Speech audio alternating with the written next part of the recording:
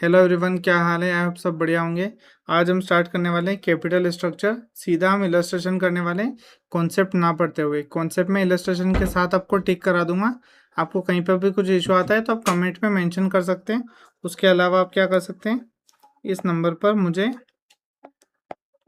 Call या WhatsApp कर सकते हैं आपके डाउट्स वगैरह। इस बार हम सीधा क्या करेंगे, इलस्ट्रेशन से स्टार्ट करने वाले सीधा क्वेश्चंस करेंगे। क्वेश्चंस में आपको कॉन्सेप्ट टच में करा दूंगा, उसकी कोई दिक्कत नहीं रहेगी। ओके, ठीक है, क्वेश्चन स्टार्ट करते हैं।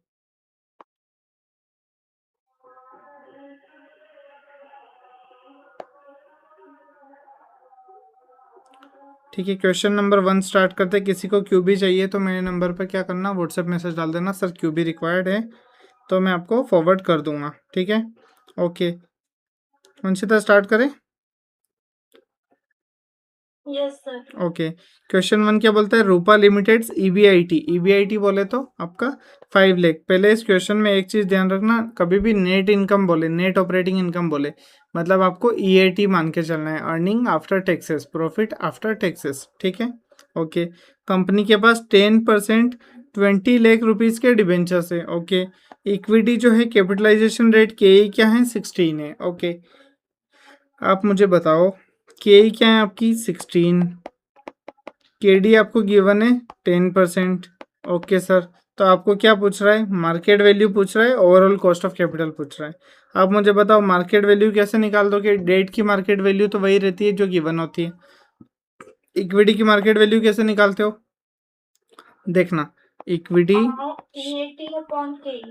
हाँ correct, equity share holder fund is equals to अपना क्या बोलते हैं, पीएटी, है ना, अपॉन में क्या आ जाता है अपना, के आ जाता है। ओके सर, अब यहाँ पर आगे बढ़ते हैं। अब यहाँ पर ईबीआईटी गिवन है। ओके सर, अब देखना, हम क्वेश्चन में क्या करेंगे, हम यहाँ पर लिखेंगे सबसे पहले ईबीआईटी।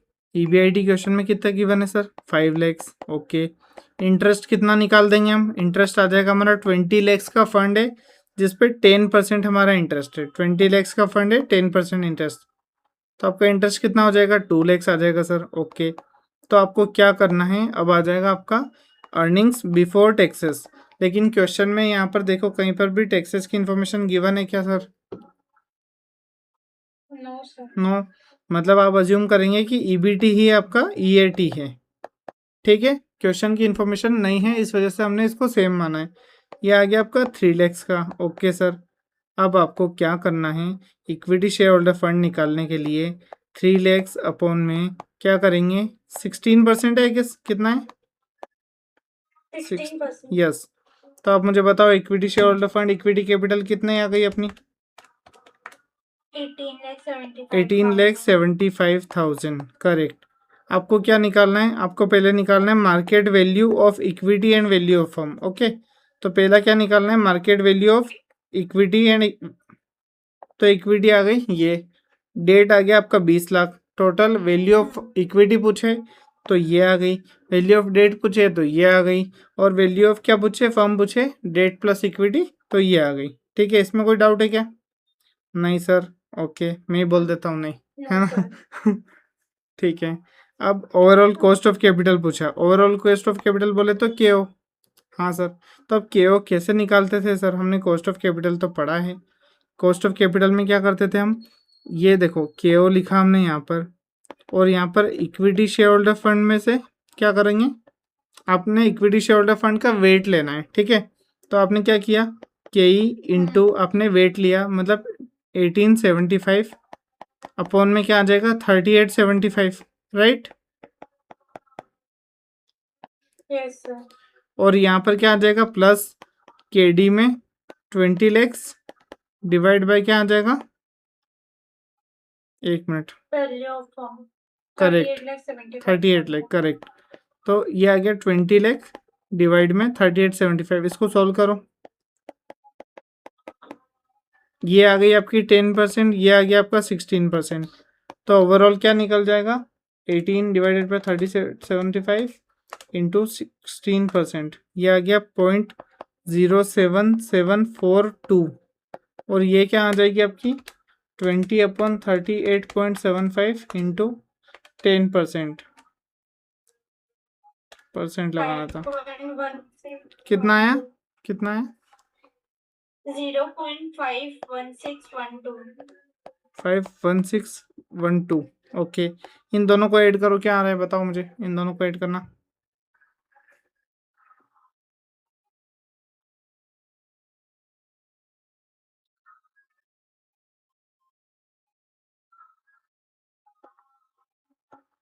12.90.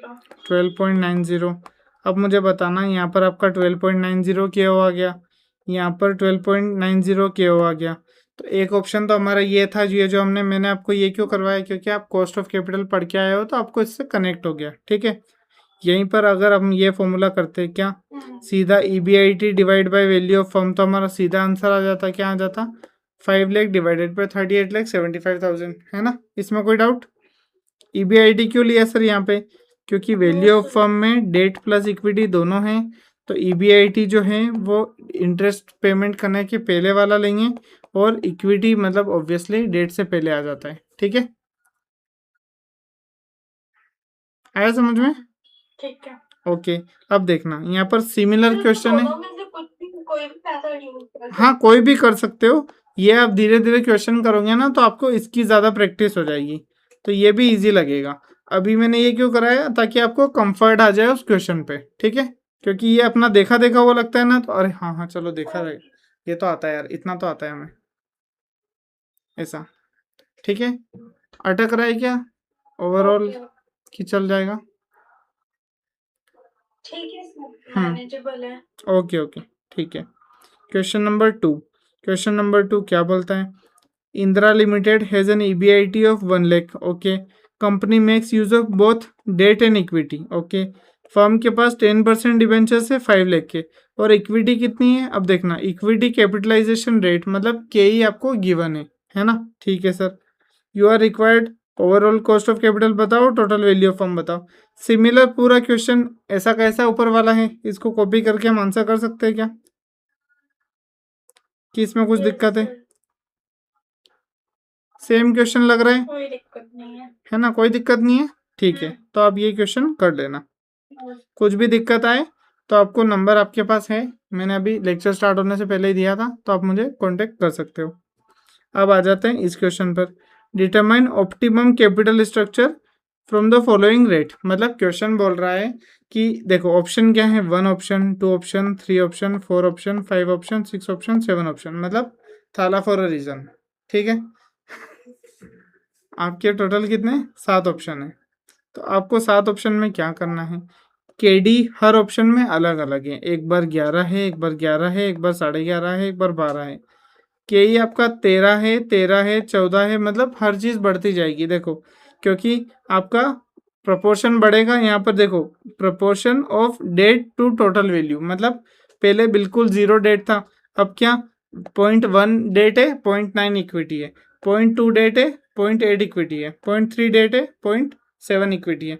तो ऑब्वियस सी बात है, जितना डेट लोगे तो डेट का परसेंटेज भी बढ़ेगा, क्यों, क्योंकि company is getting more risky, और के भी बढ़ेगा, क्यों, क्योंकि company is getting more risky, same बात है ना, ठीक है। तो अब मुझे बताना यहाँ पर क्वेश्चन में आंसर क्या मांगा है, ऑप्टिमल कैपिटल स्ट्रक्चर बता दो। तो कैपिटल स्ट्रक्चर क्या होता है, कैपिटल मतलब आप पैसा कहीं से लाते हो उसको कैपिटल बोलते हैं, मतलब इंटरनल कैपिटल बोले तो इक्विटी प्रेफरेंस, और एक्सटर्नल कैपिटल बोले मतलब तो आपका डिबेंचर लोन वगैरह, ठीक है सर। तो अब आप दूसरी चीज़ बताओ सर, दूसरी चीज़ क्या है आपका, एक तो ये हो गया कैपिटल स्ट्रक्चर। अब आपको ये बताना है कि सबसे कम KO जिस टाइम पर आए, समझ जाओ कि वो आपका बेस्ट केस सिनेरियो है। आपका अल्टीमेटली गोल क्या होता है, कि मेरे को ओवरऑल कॉस्ट ऑफ कैपिटल सबसे कम आ जाए, यही होता है। बहुत अटक रहा है लेक्चर मुझे लग रहा यस सर, है ना, अटक रहा है ना। अटक तो रहा है थोड़ा सा। हाँ, रुको चलो मैं रिकॉर्डिंग ऑफ करके एक बार फिर से मतलब स्विच ऑफ करके ऑन करता हूँ, क्योंकि बिना रीज़न के अटक रहा है, कोई सेंस नहीं बनता, मतलब overall everything is perfect, lecture वगैरह सब ठीक है, स्टोरेज मैंने सब सेट कर दिया है, देखो 97 GB यहाँ खाली है, 52 यहाँ खाली है, मतलब इनफ स्टोरेज है, कोई दिक्कत नहीं है, ठीक है। मैं एक बार और ट्राई कर लेता हूँ ये क्वेश्चन करा के, अदरवाइज फिर मैं मेरा रीस्टार्ट करूँगा, ठीक है। ओके, ओके, तो अभी आपको क्या करना है, कुछ भी नहीं करना है। आपको इतना इतना इजी क्वेश्चन अगर एग्जाम में आ जाए तो मेरी तरफ से लड्डू बांट देना, ठीक है, क्योंकि आप इस बार एग्जामेशन ला रहे हो। इलस्ट्रेशन 3 जैसा क्वेश्चन तो आना चाहिए, वेलकम है हमारी तरफ से। इसमें क्वेश्चन में क्या करना है, 11% ये डेट का लिया, पर डेट का फर्स्ट ऑप्शन में 0 है, तो पूरा 13% का 1 वेट हो गया। वेट होता है ना अपना, वेट क्या होता है सर, वेट हमेशा 1 होता है, ठीक है। अब इसमें से मान लो डेट का अगर 0.2 है तो इक्विटी का क्या हो जाएगा सर, 0.8 हो जाएगा, ठीक है। डेट का अगर मान लो 0.6 है तो इक्विटी का क्या हो जाएगा सर, इक्विटी का आपका क्या हो जाएगा बताओ मुझे, 0.4। आपको 1 तक पहुंचना है, ठीक है सर। अब अपने को क्या करना है, अब अपने को यहाँ पर 11 इंटू 0.1, ये देखो ये कर रहा हूँ मैं, 11 इंटू 0.1, तो बचा 13 इंटू क्या हो जाएगा 0.9, 11.6 इंटू 0.2, 14 इंटू 0.8, ऐसे करके आपके ये बहुत सारे आंसर आ गए, 7 आंसर आ गए, ठीक है। तो यहाँ पर मुझे बताओ सबसे कम कौन सा आंसर है, सेकंड ऑप्शन। बस आपका ये ऑप्टिमम कैपिटल स्ट्रक्चर आंसर आ चुका है। बहुत बहुत बधाई, सारे मार्क्स ले जाके आप रख देना अपने रिजल्ट में, ठीक है, ओके। है ना। ये अपना आंसर आ गया क्या, कोई डाउट इसमें, कितना सीधा साधा क्वेश्चन था। मतलब ये तो सर ट्रेनिंग करवा रहा था आपको कि कैपिटल स्ट्रक्चर के और हेवी क्वेश्चन आएंगे, अभी आप मजे लूट लो, ऐसा बोल रहा था ये क्वेश्चन तो, है ना, ठीक है। ओके, क्वेश्चन नंबर 4 स्टार्ट करें। अब हल्का हल्का सा लेवल अप होता जाएगा क्वेश्चंस का, पहले सिंपल सिंपल सिंपल क्वेश्चन हम कर रहे हैं सो दैट हमारा एक मोमेंटम बन जाए कैपिटल स्ट्रक्चर को लेके। अब देखो यहाँ पर क्या किया है, सेम क्वेश्चन है जो फर्स्ट और सेकंड था ना, बस यहाँ पर फर्म की कॉस्ट ऑफ डेट ये दे दिया, ओवरऑल कॉस्ट बता दी 15%, और कॉस्ट ऑफ इक्विटी कैलकुलेट करने के लिए दे दिया। अच्छा, आया समझ में क्या हुआ, क्या समझ में आया बताओ मुझे। ये सर इसमें ओवरऑल कॉस्ट ऑफ कैपिटल का फॉर्मूला है जो हमने वहां पे पढ़ा था, EBIT अपॉन KO, तो उससे डायरेक्ट वैल्यू ऑफ फॉर्म निकल जाएगी। करेक्ट करेक्ट, ठीक है, बस यही करना है। क्या करना है सर, यहाँ पर 5 लाख का EBIT है, कॉस्ट ऑफ डेट आपका 10% है, ओवरऑल KO आपका 15 है, 15 लाख की आपकी डेट है, ठीक है, बस इतना सा ही क्वेश्चन में बताया है।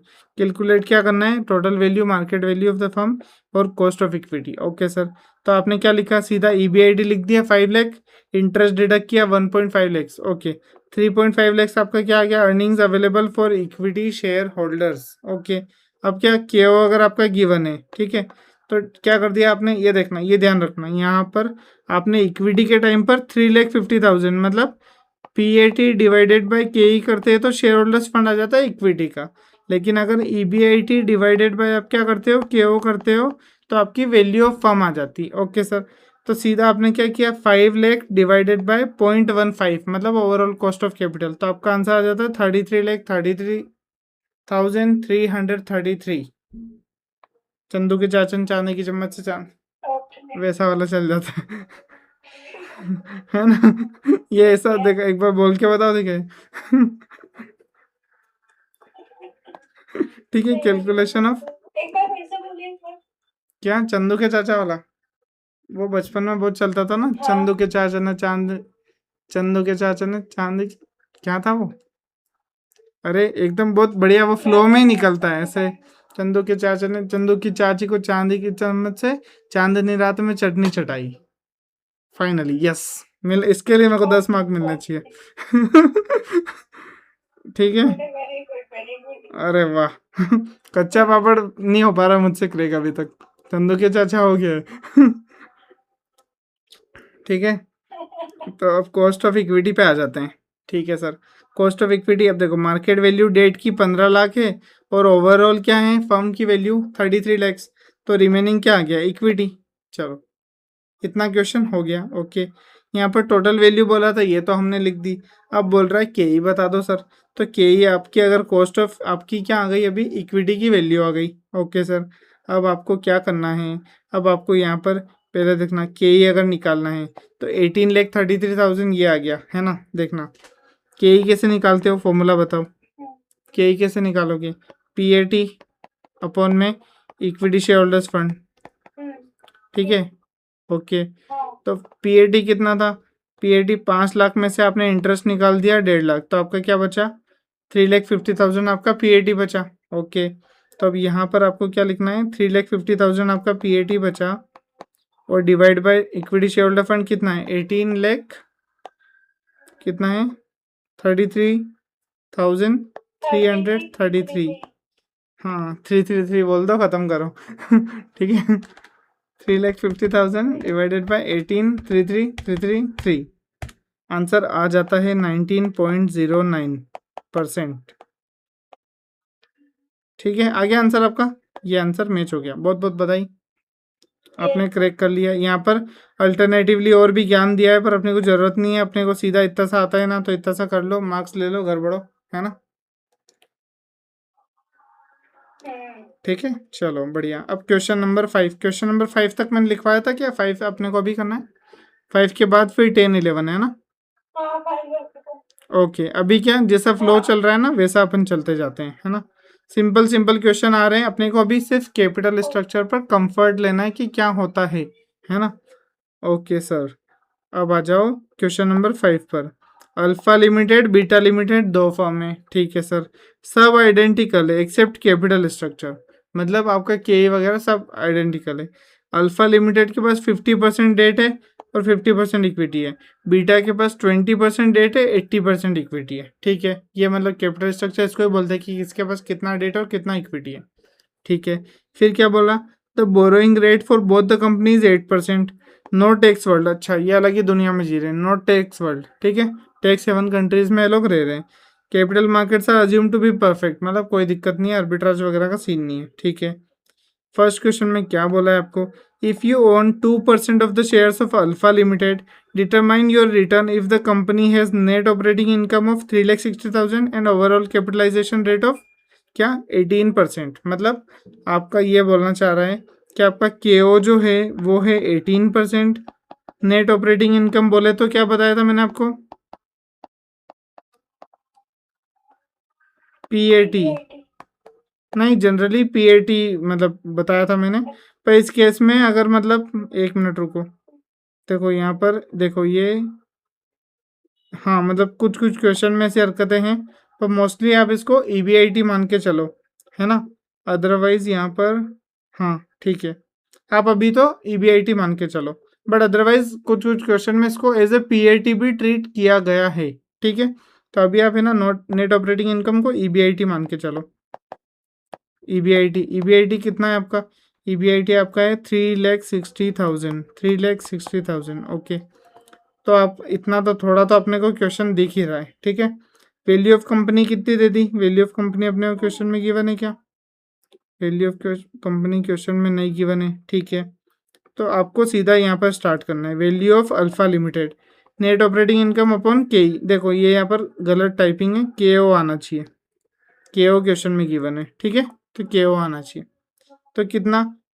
देखो value of firm is equals to क्या आ जाएगा? ईबीआईटी अपॉन में क्या आ जाता है अपना? बताओ, ईबीआईटी अपॉन में क्या आ जाता है?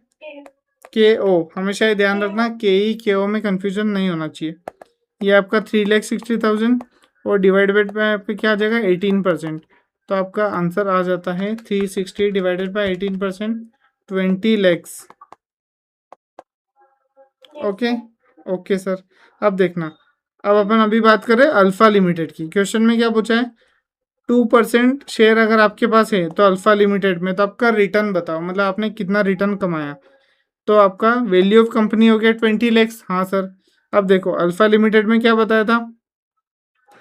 अल्फा लिमिटेड में 50% डेट है और 50% इक्विटी है, मतलब 10 लाख का डेट हो गया, 10 लाख का इक्विटी हो गया। हाँ सर, ये तो समझ में आ गया, ये आ गया, ये आ गया। ठीक है, अब आपको क्या करना है? आपको वही सेम सिंपल सा फॉर्मूला अपना क्या अभी तक अपन क्या परफॉर्म कर रहे हैं, फॉर्मूला वाला। ईबीआईटी लिखो, उसका अमाउंट डालो, इंटरेस्ट लिखो, उसका अमाउंट डालो, और फिर क्या आ जाएगा आपका? EAT PAT. ठीक है, earning available to equity share holder. तो आपने क्या किया? ये लिखा नेट ऑपरेटिंग इनकम, फिर इंटरेस्ट माइनस किया 80,000, 10 लाख का 8% 80,000। ओके सर, अर्निंग अवेलेबल क्या आ गई? 2,80,000। अब देखो आपका सिर्फ 2% इक्विटी शेयर्स का होल्डिंग है ना? तो आप क्या करोगे? अब 2,80,000 का सिर्फ 2% आपने कमाया है, तो आपकी इनकम कितनी हो गई? 5600। आ गया समझ में? सिंपल क्वेश्चन था, इसमें कुछ दिमाग नहीं लगाना था। अपने को क्या बोला था क्वेश्चन में? सिर्फ आपको गिवन था नेट ऑपरेटिंग इनकम और के ओ गिवन था। तो आपने क्या किया? Net operating income divided by के ओ किया, आपका वैल्यू ऑफ फर्म आ गई 20 लाख। अब अल्फा लिमिटेड में 0.5 इक्विटी है, 0.5 डेट है, तो 10-10 लाख हमने दोनों दिखा दिए। अब EBIT लिखा 3,60,000, उसमें से इंटरेस्ट डिडक्ट कर दिया कितना? 80,000 का, तो आपका कितना बचा? 2,80,000 बचा। उसके बाद आपने क्या किया? आपको सिर्फ 2% की बोला है।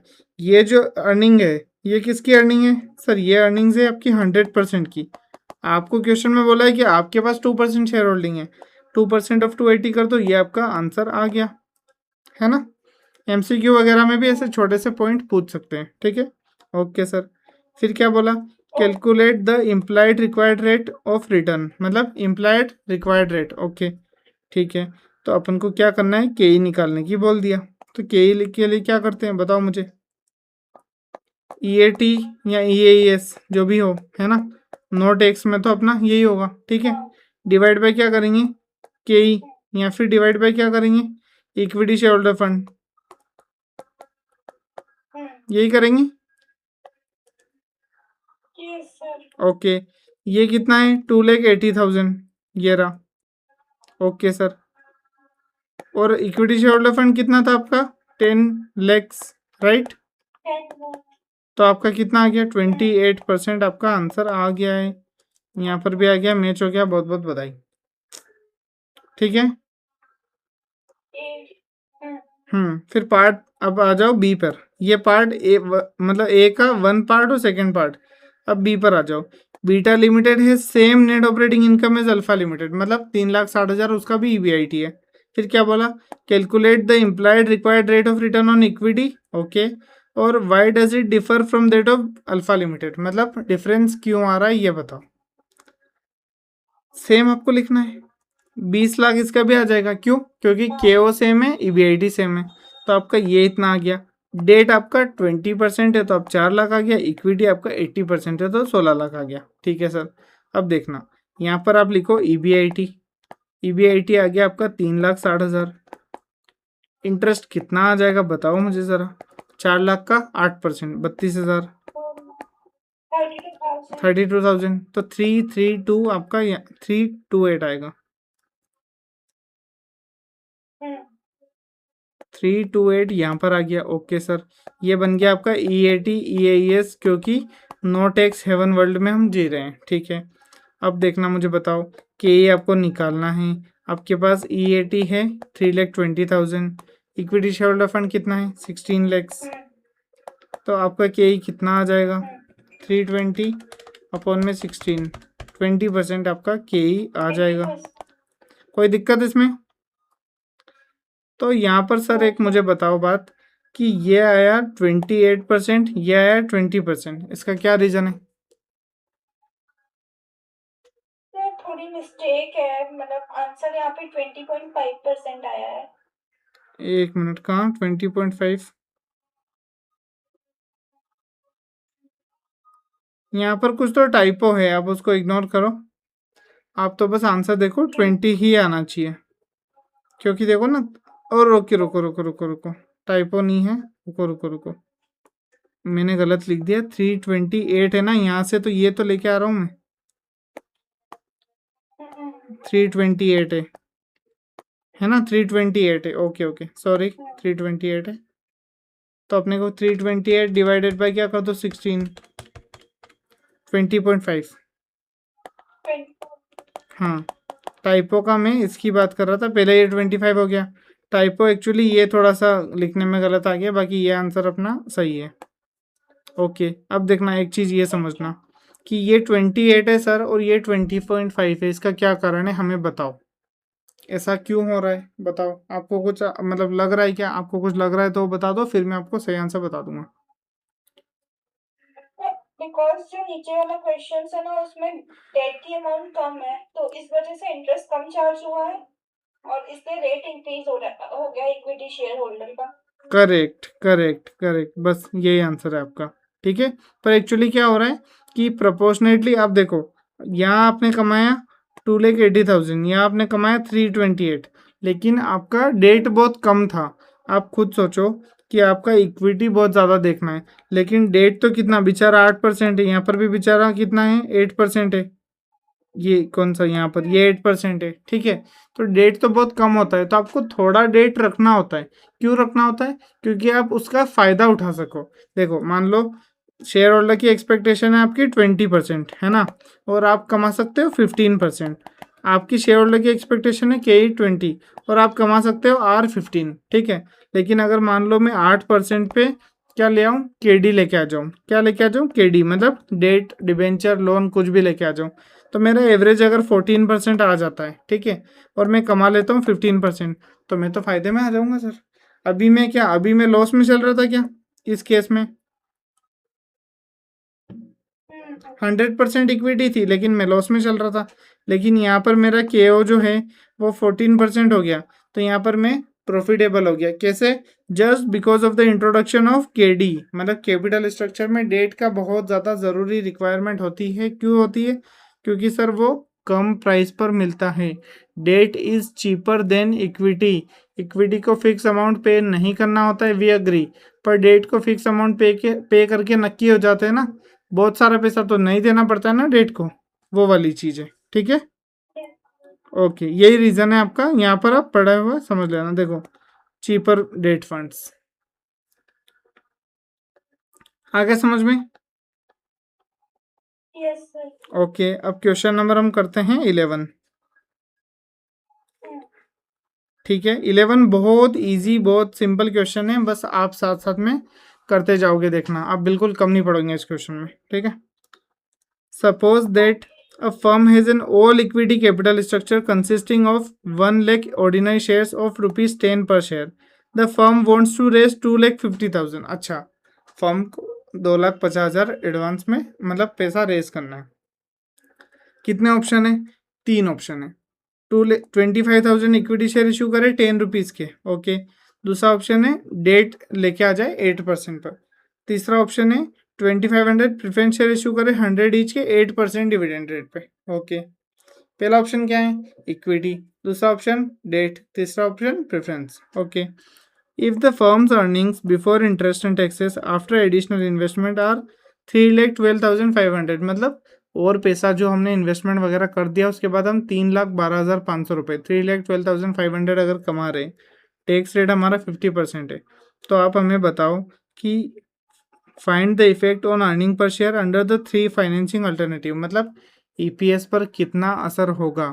जितना हायर EPS उतना बेनिफिशियल, वो वाला ऑप्शन हम चूज कर लेते हैं। जितना हायर मार्केट प्राइस उतना अच्छा ऑप्शन हम चूज कर लेते हैं, कैपिटल स्ट्रक्चर का फाइनेंसिंग का ऑप्शन, ठीक है।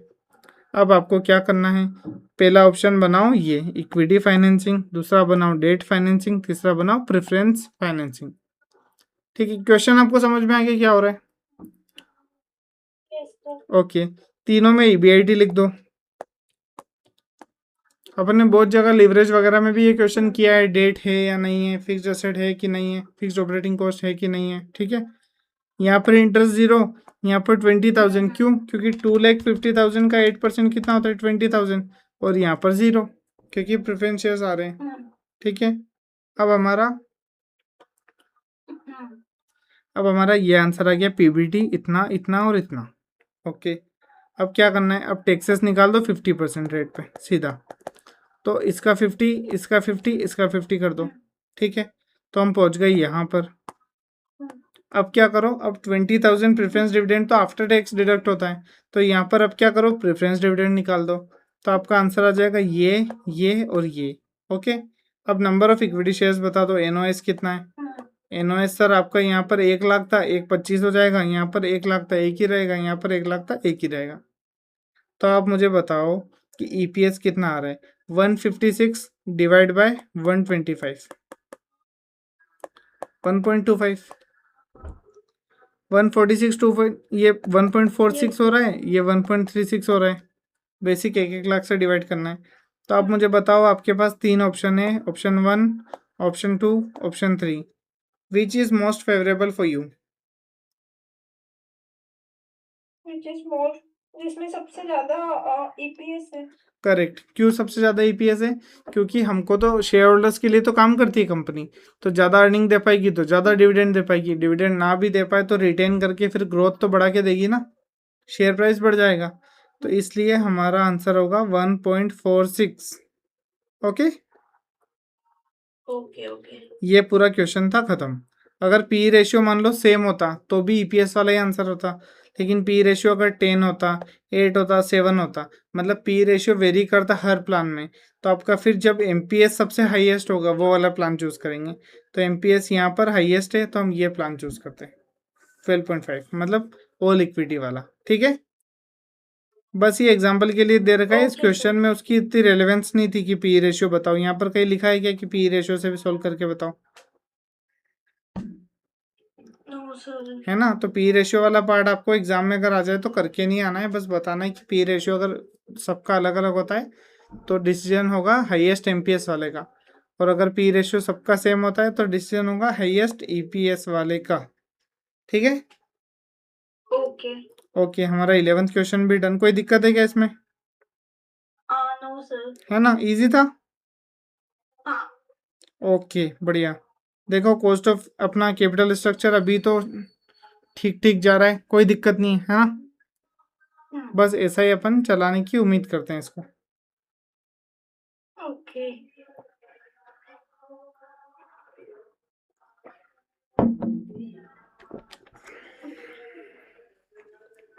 क्वेश्चन नंबर 10 पर आ जाओ। हाँ। आप ध्यान रखना 7 मिनट्स में लिंक एक्सपायर होने वाली है, तो फिर अपन ज्वाइन कर लेंगे फिर से, है ना।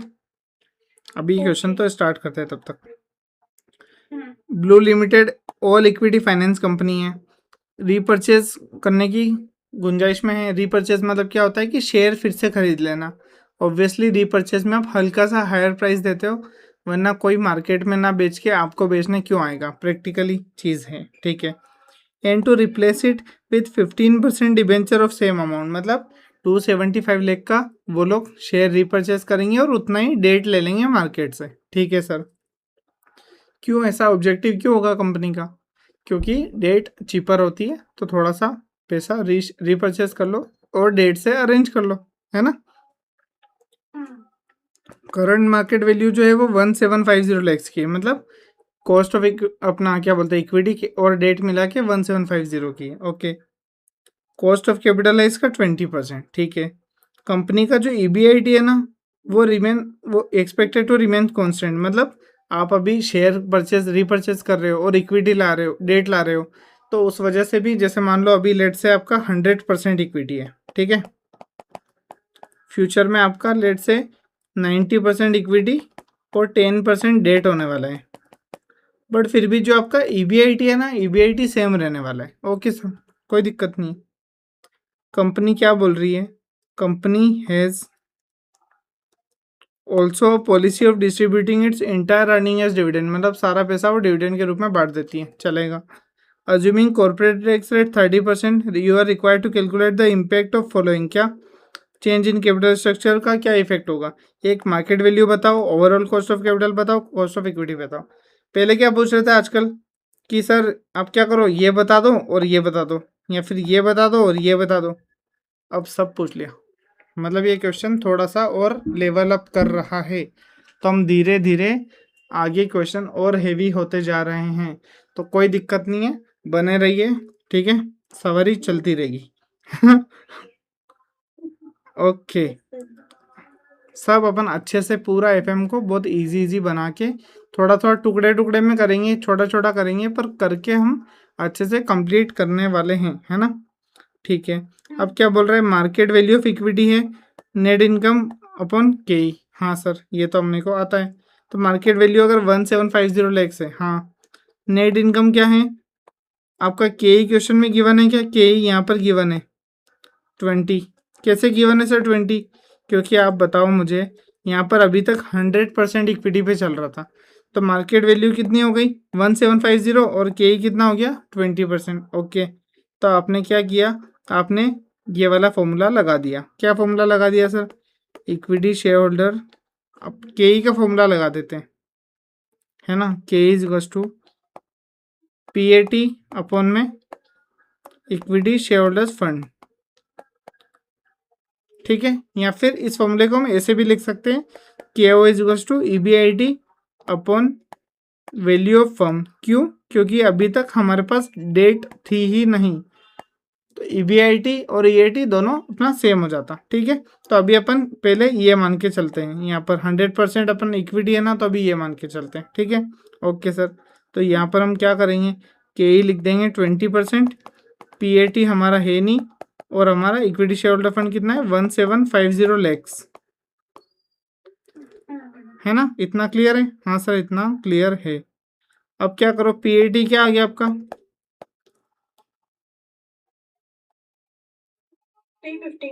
350 आ गया, है ना। आपका 350 लैक्स आपका PAT आ गया। अब देखो ये PAT जो है, देखना यहाँ पर क्या, जैसे मैं यहाँ पर एक एग्जांपल लेता हूँ, EBIT माइनस टैक्स, क्योंकि इंटरेस्ट था ही नहीं, क्योंकि डेट नहीं था, तो ये आपका था 100%। देखो ये मैं अपना लिवरेज में पढ़ाता था, सेम चीज़ को आपको उसको लेके चलना है। ये 100% है, टैक्स आपका 30% है, तो ये कितना होगा 70%, है ना। तो ये आपका हो गया EAT। तो ये है लेट से x, ये है आपका कितना 0.3x, और यहाँ पर ये कितना आ जा रहा है 0.7x हमारा आ रहा है, इज इक्वल्स टू 350 लैक्स। तो x कितना हो जाएगा 350 लैक्स अपॉन 0.7, तो आपका x बोले तो EBIT बोले तो 500 लैक्स आंसर में आ गया है। हाँ सर आ गया, बिल्कुल समझ में आ गया, कोई दिक्कत ही नहीं सर, क्या बात कर रहे हो सर, ठीक है। ओके, ये अपना EBIT आ गया। हाँ सर, अब मुझे बताना, अब अपन क्या करते हैं, पहले ऑल इक्विटी का केस लेते हैं, दूसरा इक्विटी एंड डेट का केस लेते हैं। तो सबसे पहले लिख दो EBIT 500। ओके, अब बताना ऑल इक्विटी वाले केस में, अब देखो नया अपना ये पुराना केस है, ये ध्यान रखना, ये यहाँ पर आई थिंक थोड़ा सा ये है ना अपना इक्विटी एंड डेट है, और ये ऑल इक्विटी है, ठीक है, इसको ध्यान रखना, है ना। ठीक है, तो अपना यहाँ पर 500 है, यहाँ पर इंटरेस्ट वगैरह 0 आया, तो पूरा अपना क्या आ गया EBT। क्या हो रहा है इसमें, बहुत ज़्यादा जोर से टाइप हो गई है, मेरे को ऐसा लगता है ना यहाँ पर। हाँ हाँ हाँ, रुक जाओ, पूरा इसने क्वेश्चन की 12 बजा दी है ना। यहाँ आप तो ये लिख दो बस कि 41.25 यहाँ है, और यहाँ नहीं, यहाँ 0 है, तो आप समझ जाना ये ऑल इक्विटी है। हाँ सर, 500 EBIT आया, इंटरेस्ट कुछ भी नहीं है, 500 हमारा रह गया, और 30% टैक्स काट के 350 पे आ गया। ये पार्ट तो हम ऑलरेडी कर चुके हैं, ठीक है सर। अब ये बताओ, जब डेट इंट्रोड्यूस कर देंगे ना 275 लैक्स की, तब क्या होगा, 275 लैक्स को 15% से मल्टीप्लाई कर दो, तो ये आपका आ गया 41.25। 500 में से आप माइनस करोगे 458 आ जाएगा, उसमें क्या करो 30% आपका टैक्स रेट आ जाएगा, ये आपका 100% था, ये आपका 30% है, ये आपका 70% है। टैक्स आपने डिडक्ट किया, कितना आया 321.12, ठीक है। तो आपका क्या आ चुका है, आपका दोनों की income available for equity share holders आ गई, ठीक है सर। अब देखना मार्केट वैल्यू ऑफ कंपनी क्या है, market value of levered firm, levered firm बोले तो जहाँ अपना डेट होता है, अनलीवर्ड फर्म बोले तो जहाँ डेट नहीं होता है। तो लीवर्ड फर्म की मार्केट वैल्यू आ गई 1750। ओके, जस्ट अ मिनट, मैं कुछ सेटिंग कर रहा हूँ, बस 1 मिनट दो।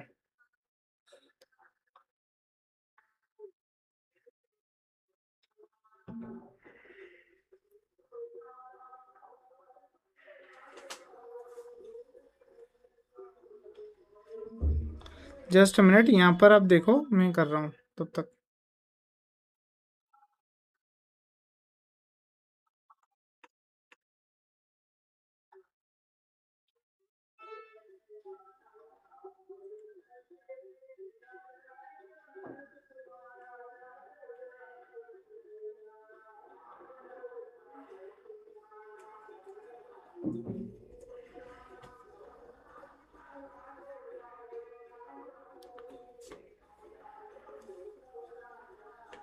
ठीक है ना। यहाँ पर हम आ जाते हैं, 1 मिनट बस, लेटर ज्वाइन।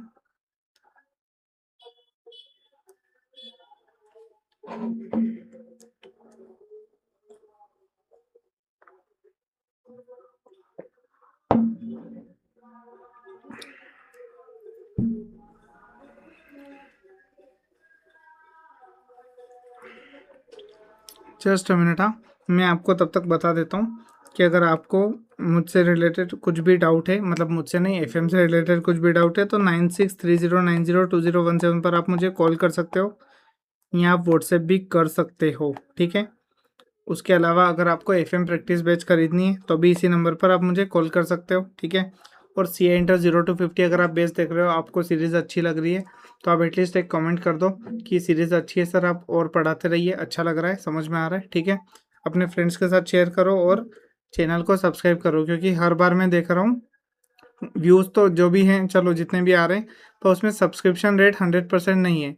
मतलब बहुत सारे बच्चे देख रहे हैं, रिटर्निंग व्यूवर है, लेकिन सब्सक्राइब नहीं करा हुआ है। तो वो भी सुन लो कि आपको सब्सक्राइब करना है, सो दैट आपको और भी ऐसे ही एफएम का कंटेंट मिलता रहे, ठीक है। Vanshita joint? Yes sir. Okay. अब एक चीज़ देखना, कभी भी है ना, लीवर्ड फर्म में और अनलीवर्ड फर्म में एक डिफरेंस होता है। लीवर्ड फर्म कौन होती है? जिसमें डेट होता है, ठीक है। ओके सर, अब डेट होता है ना, तो लीवर्ड फर्म का एक फॉर्मूला होता है। अनलीवर्ड फर्म की है ना सर, वो की वही वैल्यू लिख लो, ओके। प्लस क्या कर दो, plus debt into tax rate कर दो। ऐसा क्यों किया sir? Debt into tax rate हमने इसलिए किया क्योंकि अनलीवर्ड फर्म में हमेशा टैक्स बेनिफिट मिलता रहेगा जन्मों जन्मांतर तक। लीवर्ड फर्म में जन्मों जन्मांतर तक आपको टैक्स का बेनिफिट मिलता रहेगा। तो शुरू में कितना बेनिफिट मिलेगा?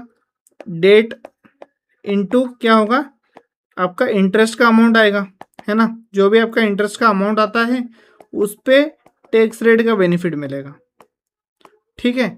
लेकिन अगर मान लो आप, जैसे क्या होता है, हम ऐसे कैलकुलेट करते हैं ना कि मान लो लेट से यहाँ पर इंटरेस्ट लिखा, आप डेट की वैल्यू कैसे कैलकुलेट करते हो? इंटरेस्ट लिखा और नीचे क्या लिखा, सीधा उसका केडी या फिर रेट ऑफ इंटरेस्ट, ठीक है। तो ये आपका परपेचुइटी तक डेट की वैल्यू आ जाती है, ठीक है। तो ऐसे ही अगर आपको डेट का इंटरेस्ट का प्रोपोर्शन हर साल आपको बेनिफिट मिलता है टैक्स का, टैक्स बेनिफिट हम पढ़ते हैं। जैसे मान लो अगर डेट है लेट से 10 लाख की, इंटरेस्ट है आपका कितना, इंटरेस्ट की रेट है आपकी 10%, तो आपका 1 लाख ये हो गया interest amount, into tax rate है आपका लेट से 30%, तो आपका 30,000 रुपये का बेनिफिट हर साल मिलता रहेगा। यस सर, हर साल मिलता रहेगा। तो उसी को हर साल को परपेचुइटी तक कैसे कैलकुलेट करेंगे? तो उसका सीधा फॉर्मूला है डेट इंटू टैक्स रेट। मतलब सीधा टैक्स रेट, मतलब जैसे लेट से डेट अगर 100 रुपीज़ की है, तो over a period of time हमको 30 रुपये तक का बेनिफिट वो दे जाएगी, जब तक वो डेट चलती रहेगी, ठीक है। ओके, तो आपको क्या करना है यहाँ पर, देखो 1750 तो आपका मार्केट वैल्यू आ गया अनलीवर्ड बीटा का, ठीक है। अनलीवर्ड फर्म की वैल्यू आ गई। फिर 275 आपकी डेट है इंटू टैक्स रेट, तो आपका टोटल ये लीवर्ड फर्म की वैल्यू कितनी आ गई? 1832.5। ये कॉन्सेप्ट आपको समझ में आ गया ना, है ना। चीज समझे ना, डेट इंटू टैक्स रेट क्यों करते हैं, लॉजिक दिया मैंने पूरा अच्छे तरीके से।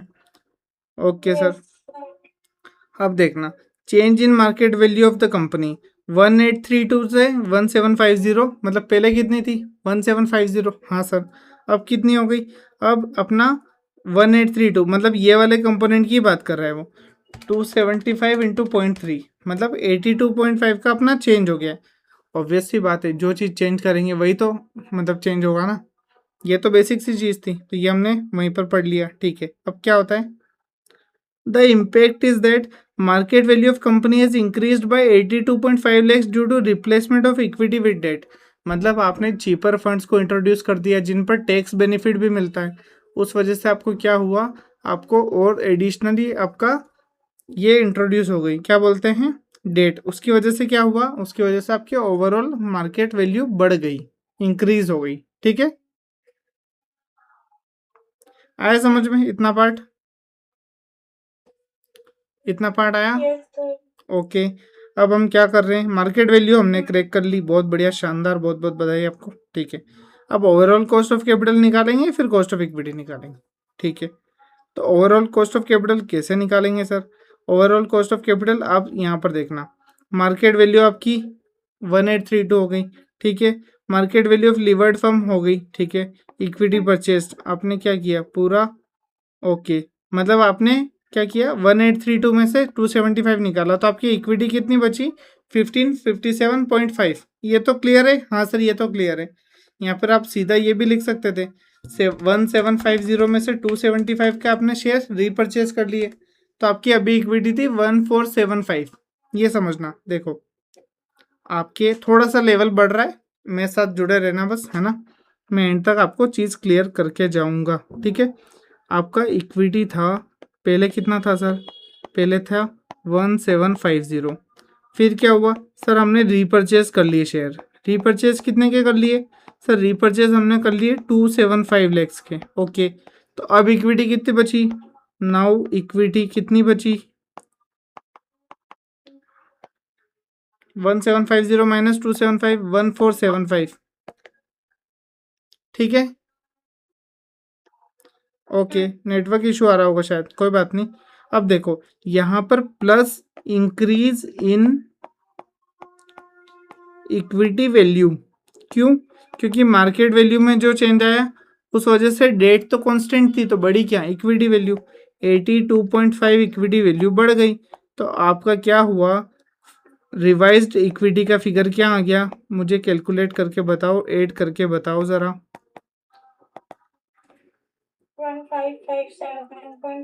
1557.5। इसमें कुछ डाउट है क्या ये वाला पार्ट में, ठीक है। बुक में इतना क्लियर नहीं था पर मैंने आपको समझाया। पहले आपकी इक्विटी थी 1750, फिर आपने क्या किया रीपरचेज कर लिया, तो आपकी इक्विटी इतनी बची। लेकिन डेट इंट्रोड्यूस करने से एडिशनल बेनिफिट कितना हुआ, इतना, तो आपको रिवाइज्ड इक्विटी ये मिल गई। ओके सर, हाँ सर बिल्कुल आ गया समझ में, क्या बात है, बहुत बढ़िया, ठीक है। अब देखना, मुझे बताना आपकी यहाँ पर, ये देखो income available to equity holders ये हो गई थी, ये वाली, है ना। ये तो क्या है, अनलीवर्ड फर्म की बात हो रही है, ठीक है। और आपका इक्विटी का फिगर ये आ गया सर। तो आप समझ रहे हो क्या, के ही दिख रहा है क्या नज़र में, के ही दिख रहा है क्या, मुझे बताओ, है ना, दिख रहा है, बहुत बढ़िया, बहुत अच्छी बात है। तो आप क्या करो, आप 321.12, यहाँ पर मैं आपको फिर एक बार और कैलकुलेट करके बता देता हूँ ताकि किसी को कोई डाउट ना रहे।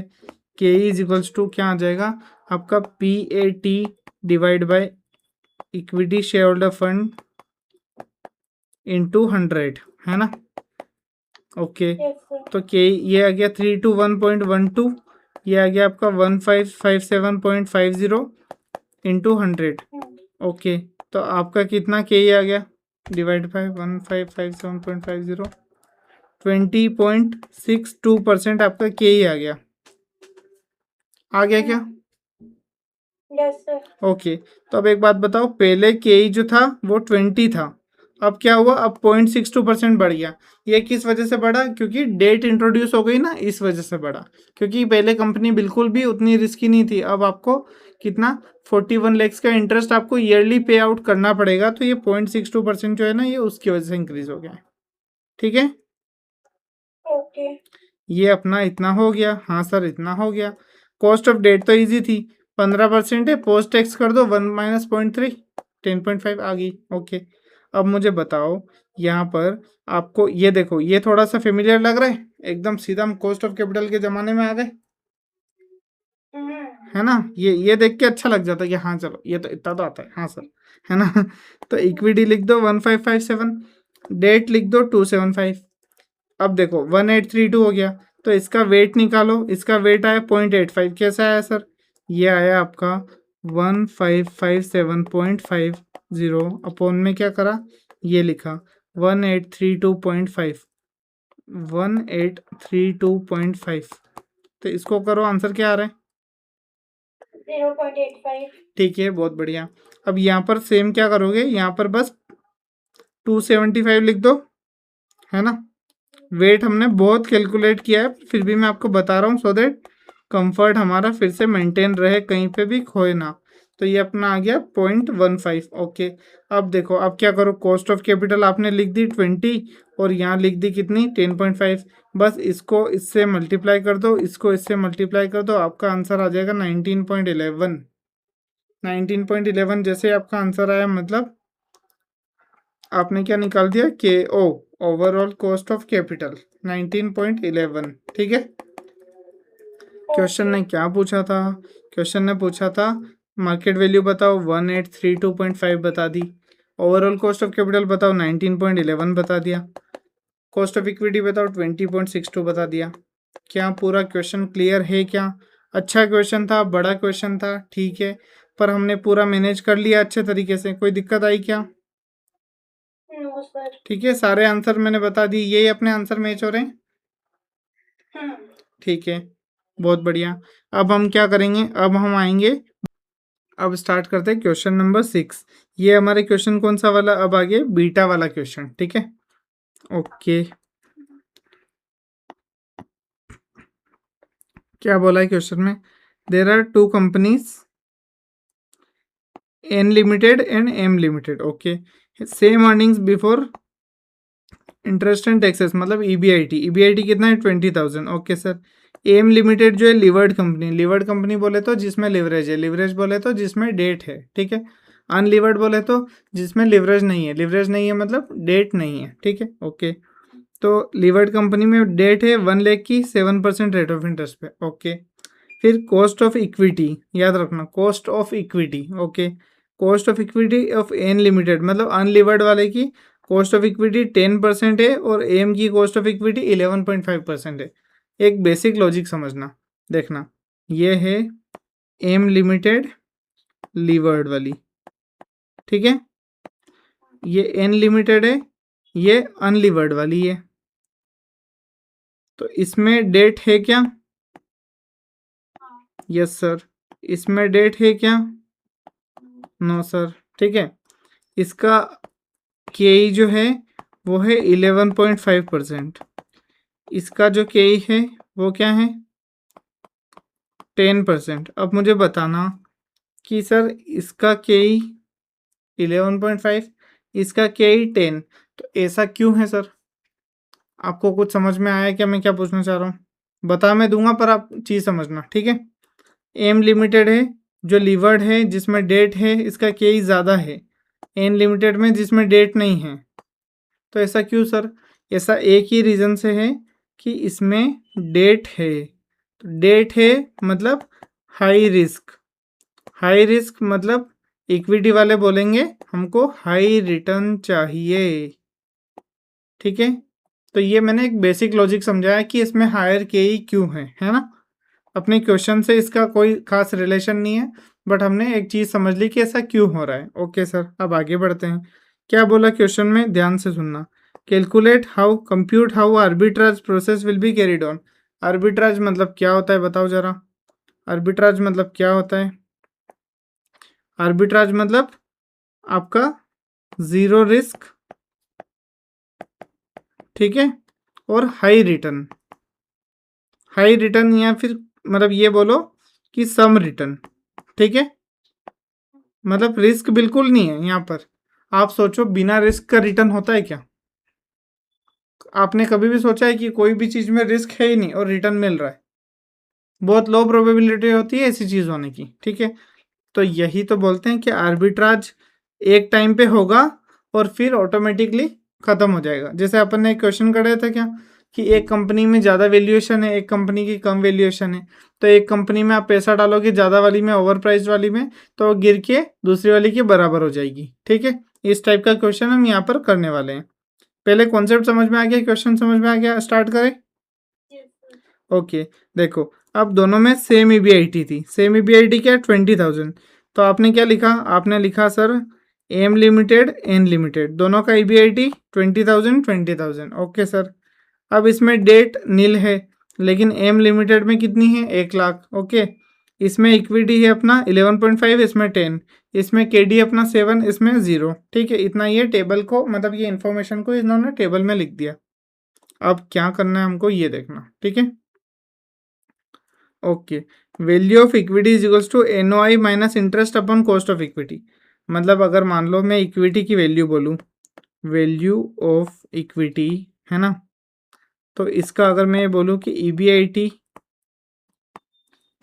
माइनस क्या, माइनस आपका इंटरेस्ट, एक minute, EBIT minus interest upon के ई, तो ये कौन से फर्म की वैल्यू हो गई, लीवर्ड बीटा की, ठीक है। यहाँ पर क्वेश्चन में कहीं पर भी कुछ टैक्सेस के रिगार्डिंग इन्फॉर्मेशन है क्या? नहीं है। ठीक है। तो अगर टैक्सेस की रिगार्डिंग इन्फॉर्मेशन नहीं है, अदरवाइज यहाँ पर 1 माइनस टी भी करते, ठीक है। पर अभी इन्फॉर्मेशन नहीं है तो अभी हमको नहीं करना है, ओके। एक एक करके 3 क्वेश्चन करेंगे तो आपको धीरे धीरे आराम से समझ में आ जाएगा कि हो क्या रहा है क्वेश्चन में, ठीक है। तो अभी EBIT था 20,000 और 1 लाख का 7%, 1 लाख का 7%, 7,000 का आपका इंटरेस्ट आ गया, हाँ सर। और आपका KE क्या आ गया, KE आ गया 0.115, ठीक है। ये वाला KE अपना लीवर्ड फॉर्म वाला, ठीक है सर। तो इसको सोल्व करो, क्या आंसर आ रहा है। एक मिनट, 113043 जस्ट अ मिनट, हाँ। कैलकुलेटर,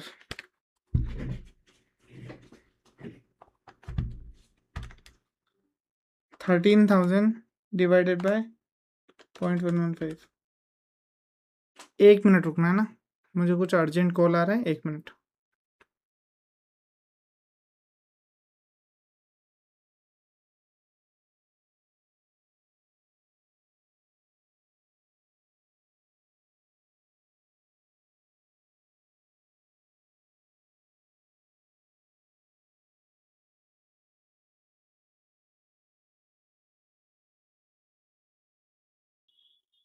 हाँ ठीक है, तो हमारा क्या आंसर आया, 113043 ओके 113043, ठीक है। ओके सर, हमारा ये आंसर आ गया, मतलब इक्विटी की वैल्यू हो गई 1,13,000 रुपये। ओके सर, अब मुझे यहाँ पर आना बताना, ठीक है। यहाँ पर ये वैल्यू ऑफ फर्म कौन सी, अपनी 1,13,000 वाली हो गई, और डेट कितना 1 लाख, मतलब टोटल वैल्यू ऑफ फर्म हो गई 2,13,000। ये कैसे हुआ, आप एक बात बताना, वैल्यू ऑफ फर्म क्या होता है, डेट प्लस इक्विटी, करेक्ट। तो आपने यहाँ लिखा डेट, यहाँ लिखा इक्विटी। डेट कितना है आपका 1 लाख, इक्विटी कितना है आपका 043। तो आपका टोटल फर्म की वैल्यू क्या हो गई 213,043, करेक्ट। ये आपकी फर्म की वैल्यू आ गई। ओके सर, आप स्टेप समझे। पहले स्टेप में हमें क्या करना है, पहले स्टेप में आपको वैल्यू ऑफ इक्विटी निकालना है। वैल्यू ऑफ इक्विटी निकालने के लिए EBIT minus interest upon KE करेंगे, ये वाला फॉर्मूला, ठीक है, ये वाला। तो इसको अगर हम सोल्व करेंगे तो हमारा क्या आंसर आएगा, हमारा इक्विटी की वैल्यू आ जाएगी। वैल्यू ऑफ फर्म निकालने के लिए डेट की वैल्यू क्वेश्चन में गिवन रहती है, इक्विटी की वैल्यू ऐड करोगे तो आपका वैल्यू ऑफ फर्म आ जाएगा। ओके सर, अब क्या करना है, अब देखना आर्बिट्राज प्रोसेस, ठीक है। आर्बिट्राज प्रोसेस आराम से करेंगे क्वेश्चन को। अगर जिस स्टूडेंट को ऑनलाइन देख रहा है समझ नहीं आए तो पीछे जाके फिर से आ जाना, कोई दिक्कत नहीं है। लेकिन ये क्वेश्चन समझना बहुत ज़रूरी है, अगर एग्जाम में आया तो आपको आराम से 8 मार्क का क्वेश्चन आ सकता है, 5 से 6 का भी आ सकता है अगर छोटा है, क्योंकि छोटा ही क्वेश्चन है। अगर इसका बड़ा पार्ट बना तो 8 मार्क का तक भी आ सकता है, ठीक है सर। अब देखना, इसको अपन पढ़ेंगे, मैं इसलिए पढ़ रहा हूँ ताकि पढ़ के हमको ज़्यादा बेटर और अंडरस्टैंडिंग हो, ठीक है। आपको थोड़ा बहुत तो लिखना भी पड़ेगा ना एग्जाम में, इसलिए अपन पढ़ते हैं। If you have 10% shares of M limited, मतलब अजम्पशन लिया क्वेश्चन में, कहीं पर भी 10% वगैरह नहीं गिवन था, ठीक है। तो आप यहाँ पर 10-20 कुछ भी अजम्पशन ले सकते थे। 10% सबसे सेफ रहता है, कुछ भी डिवाइड वगैरह करो, 1 0 हटा तो हो जाता है काम, ठीक है।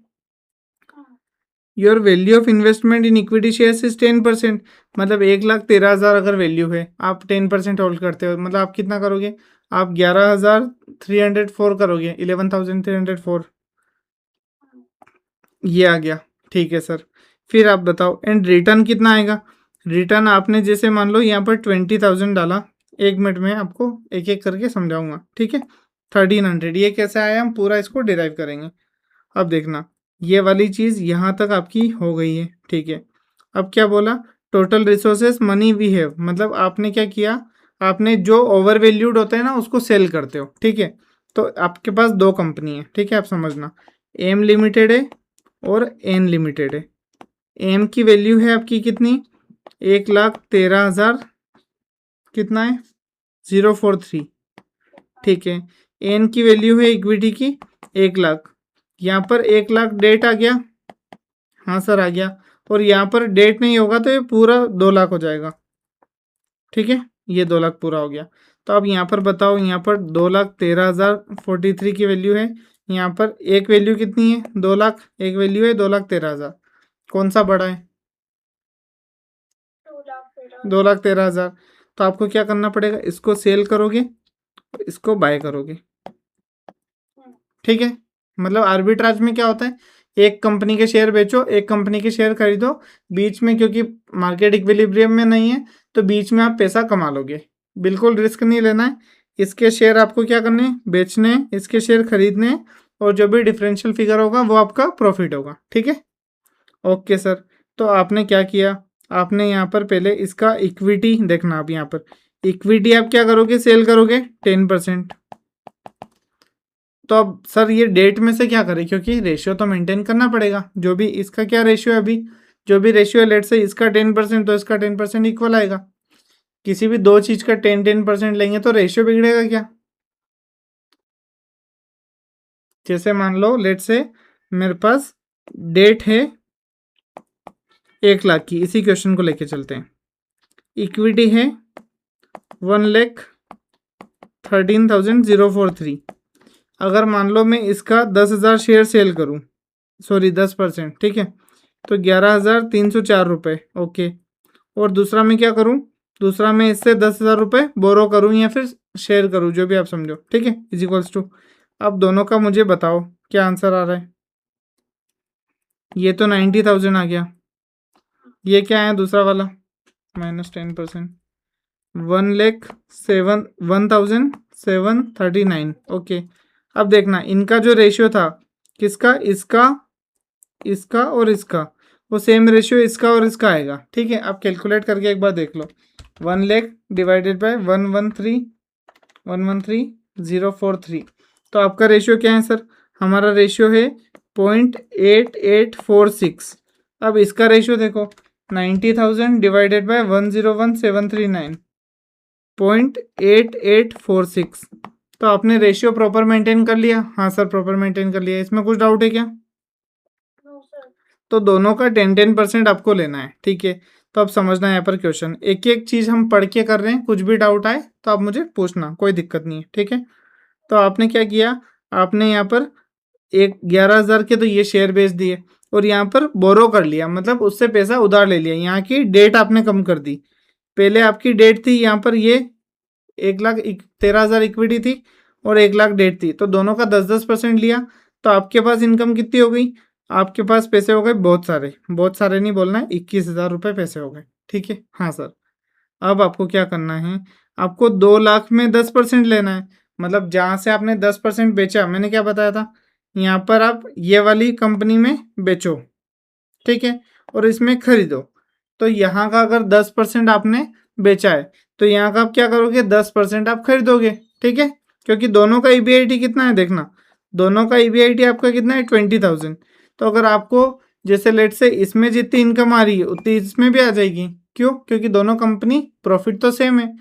इस कंपनी का लेट से मैं इस कंपनी का 10% होल्ड करूँ या इस कंपनी का 10%, मुझे कुछ फर्क पड़ता है क्या, क्योंकि मुझे प्रॉफिट सेम ही मिलने वाला है, राइट, है ना। एक एक चीज समझते हैं, बड़ा क्वेश्चन है, थोड़ा टफ कॉन्सेप्ट है, टाइम लो, आराम से आ जाएगा। अब देखना आपने क्या किया, आपने यहाँ पर 20,000 यहाँ पर इन्वेस्ट कर दिए, ठीक है सर। तो आपने क्या किया सर, आपके पास सरप्लस कैश कितना बच गया, 21,000 आपके पास थे, आपने क्या किया 20,000 इन्वेस्ट कर दिए, तो आपके पास बचे कितने, 1,300 रुपये बच गए। तो आपने क्या किया, आपको एक रिटर्न आने वाला था, कितना, इसका 10%, इसका 10%, एम का 10%, एन का 10%।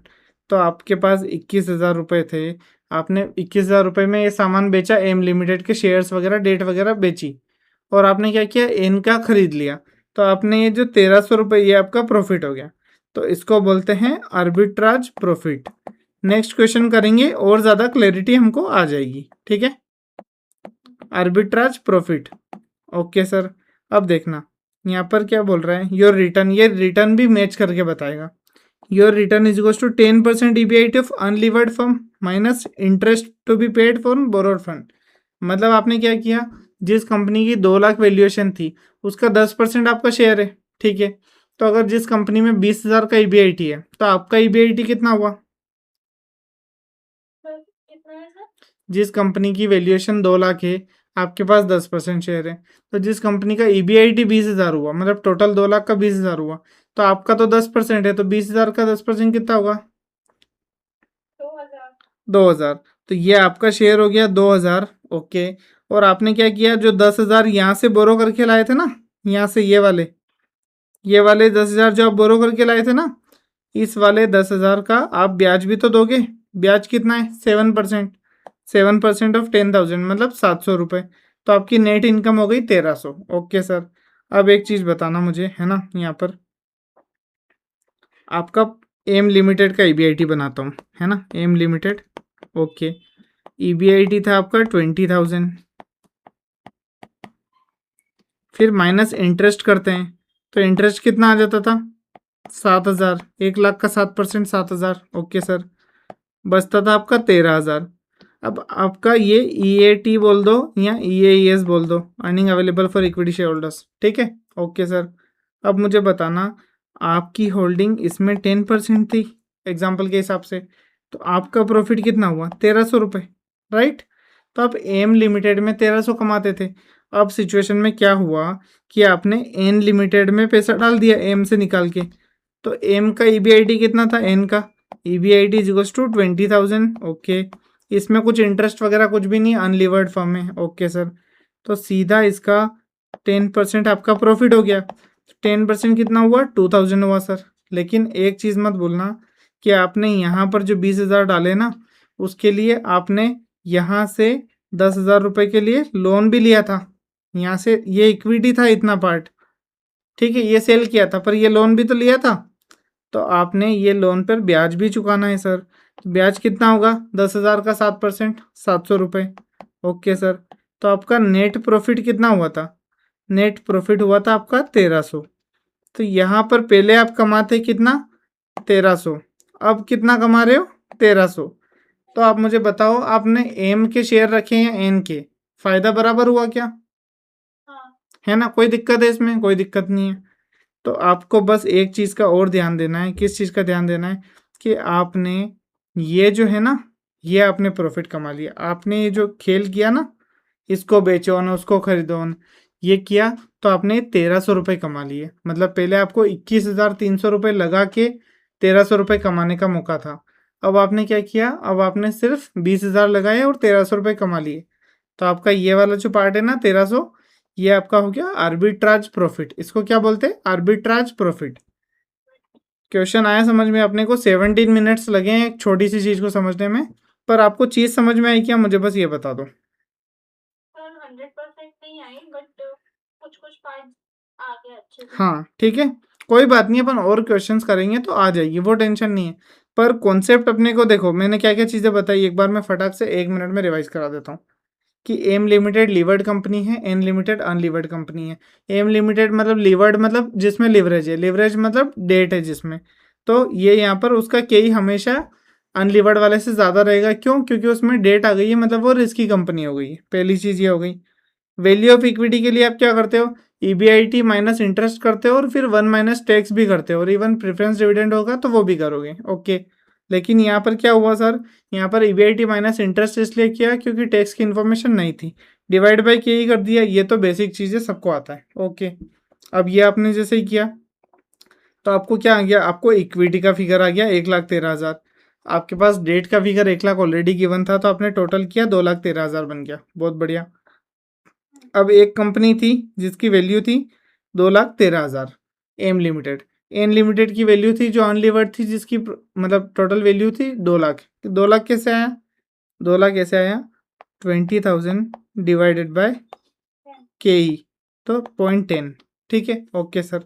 ये आपका आ गया 2 लाख रुपए। अब मुझे बताना, आपके पास दो ऑप्शन है, एम लिमिटेड जिसकी वैल्यू है 2,13,000, एन लिमिटेड जिसकी वैल्यू है 2 लाख। तो क्लियरली दिख रहा है कि एम लिमिटेड ओवर प्राइस्ड है। सेम चीज़ अगर मेरे को 2 लाख में मिल रही है तो मैं 2,13,000 वाली क्यों लूँगा, तो मैं इसको करूँगा सेल, और एम को करूँगा अपना, एन को करूँगा परचेज। तो मैंने इसको सेल करने गया 2,13,000, तो मतलब मैं 10% इन्वेस्टमेंट इससे निकाल रहा हूँ। 10% इन्वेस्टमेंट निकालने गया ना, तो क्या हुआ कि सर ये तो 2,13,000 तो दो पार्ट में डिवाइडेड है, एक है इक्विटी 1,13,000, एक है डेट 1 लाख। तो आपने क्या किया, इक्विटी का 10% सेल कर दिया। ओके सर, 11,000 यहाँ से आ गए। फिर आपने क्या किया, डेट का, यहाँ पर इसको सेल नहीं बोलते, इसको बोरो बोलते हैं, मतलब आपने यहाँ से पैसे उधार लिए। 10%। ओके, बाद में इसका ब्याज भी आप चुकाओगे, ठीक है। तो आपने 1 लाख का 10% मतलब 10,000 उधार ले लिया, तो आपके पास टोटल पैसा कितना हो गया सर? आपके पास यहाँ पर देखो, यहाँ पर नहीं, कहाँ गिवन है, यहाँ पर, ये देखना। तो आपके पास, आपने सेम रेशियो में क्यों लिया? क्योंकि आपको debt equity ratio same maintain करना था। तो आपने क्या किया, 10,000 डेट से लिया, 11,000 इक्विटी से लिया। ओके, तो आपका टोटल प्रॉफिट यहाँ पर कितना हो गया? टोटल इनकम आपके पास हाथ में पैसे कितने आ गए? 21,304। इन दोनों का टोटल कर लो, ठीक है। ओके, आपके पास 21,304 है, और आपको क्या करना है, आपको एन लिमिटेड के 10% शेयर खरीदने हैं, क्योंकि एम के आपने 10% बेचे, तो एन के भी कितने खरीदोगे? 10%। हाँ सर, इसके 10% कितने में आ जाएंगे, बताओ मुझे। इसके 2 लाख। हाँ, 2 लाख वाले के, एन लिमिटेड के। 10% 20,000 आएंगे। हाँ, तो आपके पास है 21,000 रुपये, ठीक है। और आपने ये शेयर खरीदे, तो ये कितने में आ गए? ये 20,000 में आ गए। तो आपका प्रॉफिट कितना हुआ? 1,300 रुपये। मतलब आपने 1,300 रुपये इन्वेस्ट भी नहीं किए और आपको सेम इनकम कमा लोगे। तो पहले 1,300 प्रॉफिट हो गया, इसको लेके ऐश करो, ठीक है। ओके, अब यहाँ पर आना। यहाँ पर हमने ये प्रूव किया कि हम एन मतलब मैंगो लिमिटेड से कितना कमाते थे और नटराज लिमिटेड से कितना कमाते। एम एन में बहुत कन्फ्यूजन हो रहा है, ठीक है। ओके, तो अब देखो यहाँ पर ईबीआईटी दोनों का 20, इसका 20, इसका 20। हाँ सर, क्लियर है। इसमें इंटरेस्ट दे रहे क्योंकि इसमें डेट है, तो इसमें 7,000 का इंटरेस्ट दे रहे, तो 13,000 बचा। ओके, इसमें क्या करा, इसमें इंटरेस्ट नहीं है, तो इसमें सीधा आपने 2,000 रुपये कमा लिए। बहुत बढ़िया, बहुत शानदार, एक नंबर। लेकिन सर, आपने यहाँ पर जो बोरो किया था ना, ये 10,000, ये वाला, ये 10,000 का आपको इंटरेस्ट भी देना पड़ेगा।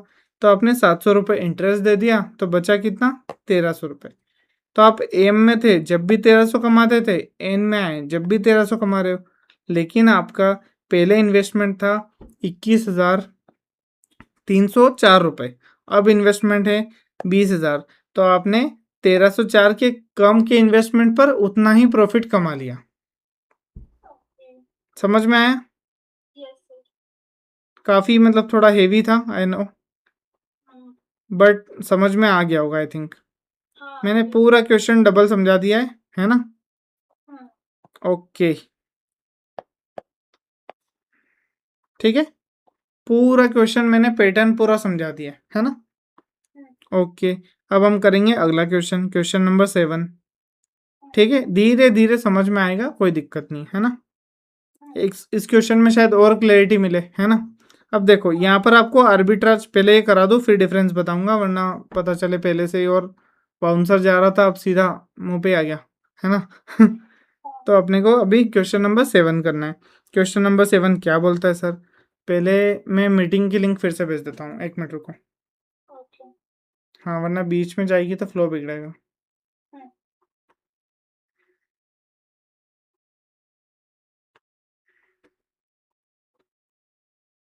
Just a minute guys.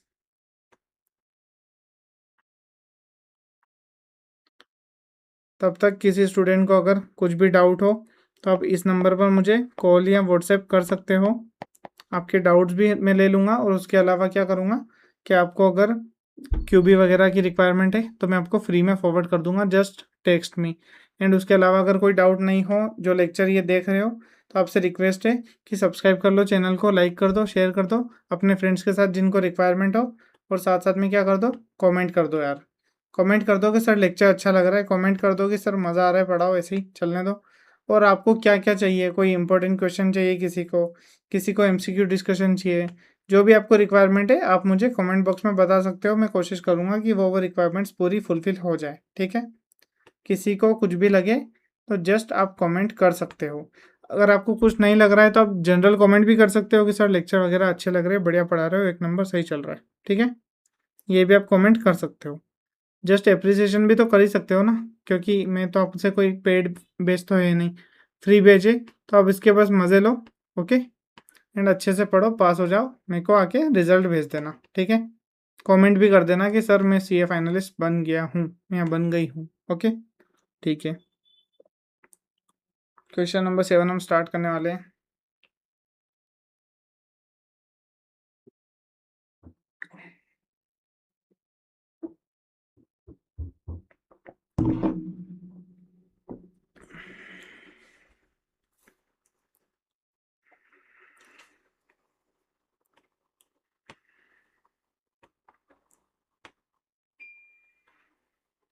Okay, question number 7।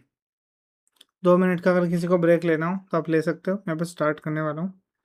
ठीक है, वैसे तो मैं ये सब्सक्राइब वगैरह की बोलता हूँ तब आप वैसे भी ब्रेक ही समझते होंगे उसको, है ना। ओके, हम क्वेश्चन एक बार वो ज्वाइन कर लें, हम क्वेश्चन स्टार्ट करते हैं। आर्बिट्राज का कॉन्सेप्ट समझ में आया क्या? समझ में आ गया हो तो बहुत बढ़िया। अगर नहीं आया हो तो आपको क्या करना है, इसको फिर से देखना है, पीछे जाके डबल पढ़ोगे, समझोगे, आ जाएगा।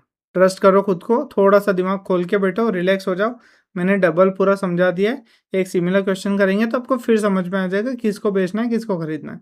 जो ओवर प्राइस हो उसको बेचना है। ठीक है, ओके सर। खरीदना किसको है? जो अंडर प्राइस हो। मतलब एक कंपनी है आपकी एम लिमिटेड, एक कंपनी है आपकी एन लिमिटेड। जिसकी वैल्यू ज़्यादा हो, जो ओवर प्राइस्ड हो, उसको आपको सेल करना है। और जो अंडर प्राइस्ड हो उसको आपको क्या करना है सर? उसको आपको बाय करना है। ये आर्बिट्राज का सम है इन नटशेल। ठीक है,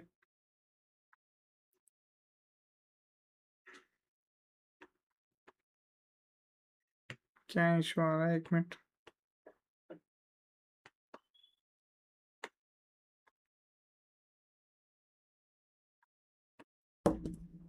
इनवैलिड लिंक दिखा रहा है।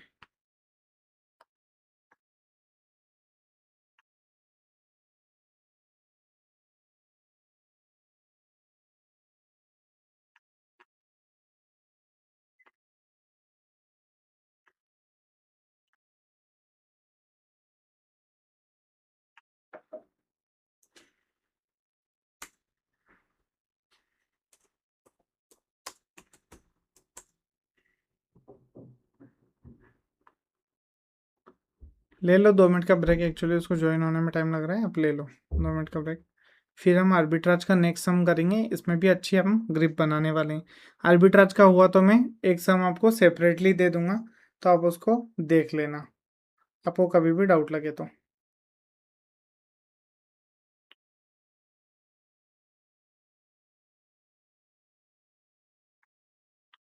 Hello, okay joint. ठीक है, हम स्टार्ट करते हैं क्वेश्चन नंबर 7। क्वेश्चन नंबर 7 क्या बोल रहा है सर? क्वेश्चन नंबर 7 बोल रहा है following data is available in respect of 2 company. अच्छा, 2 कंपनी का डेटा है, ओके। सेम बिजनेस रिस्क वगैरह, ठीक है। कैपिटल एम्प्लॉयड है 2 लाख की, ईबीआईटी है 30,000 का, केई है 12.5 की, ओके। कैपिटल एम्प्लॉयड 2 लाख है, ईबीआईटी अपना 30,000 है, केई आपका 12.5 है, ठीक है। इसमें लीवर्ड कंपनी है जिसका डेट है 1 लाख, इक्विटी 1 लाख। इसका अनलीवर्ड का पूरा इक्विटी कितना है? 2 लाख का, ठीक है सर। क्या बोल रहा है? An investor is holding 15% shares in levered company. मतलब यहाँ पर पिछली बार जो 10% किया था ना, यहाँ पर 15% करना पड़ेगा, ओके सर।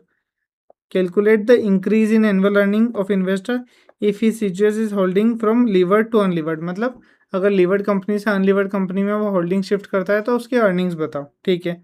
तो आपको सबसे पहले क्या करना है? वैल्यू ऑफ फर्म निकालना है, ठीक है सर। वैल्यू ऑफ फर्म कैसे निकालेंगे? दोनों का ईबीआईटी लिख दो, 30,000 30,000, ठीक है। इंटरेस्ट ऑन डेट लेस कर दो, इस पर 10,000 आएगा, यहाँ पर नील। यहाँ पर देखो 1 लाख का 10% कितना होगा? 1 लाख का 10% 10,000 सर। 10,000 यहाँ पर लेस कर दिया तो आपका क्या आंसर आ गया? Earning available to equity share holder. Taxes इसमें नहीं है तो अभी टैक्स वाला सम नहीं है, ठीक है। 20,000 30,000, ओके सर। अब के क्या है आपका? के यहाँ पर 12.5 है, यहाँ पर भी 12.5 है, अभी सेम के गिवन है, ओके सर। तो आपको क्या करना है? आपको करना है 20,000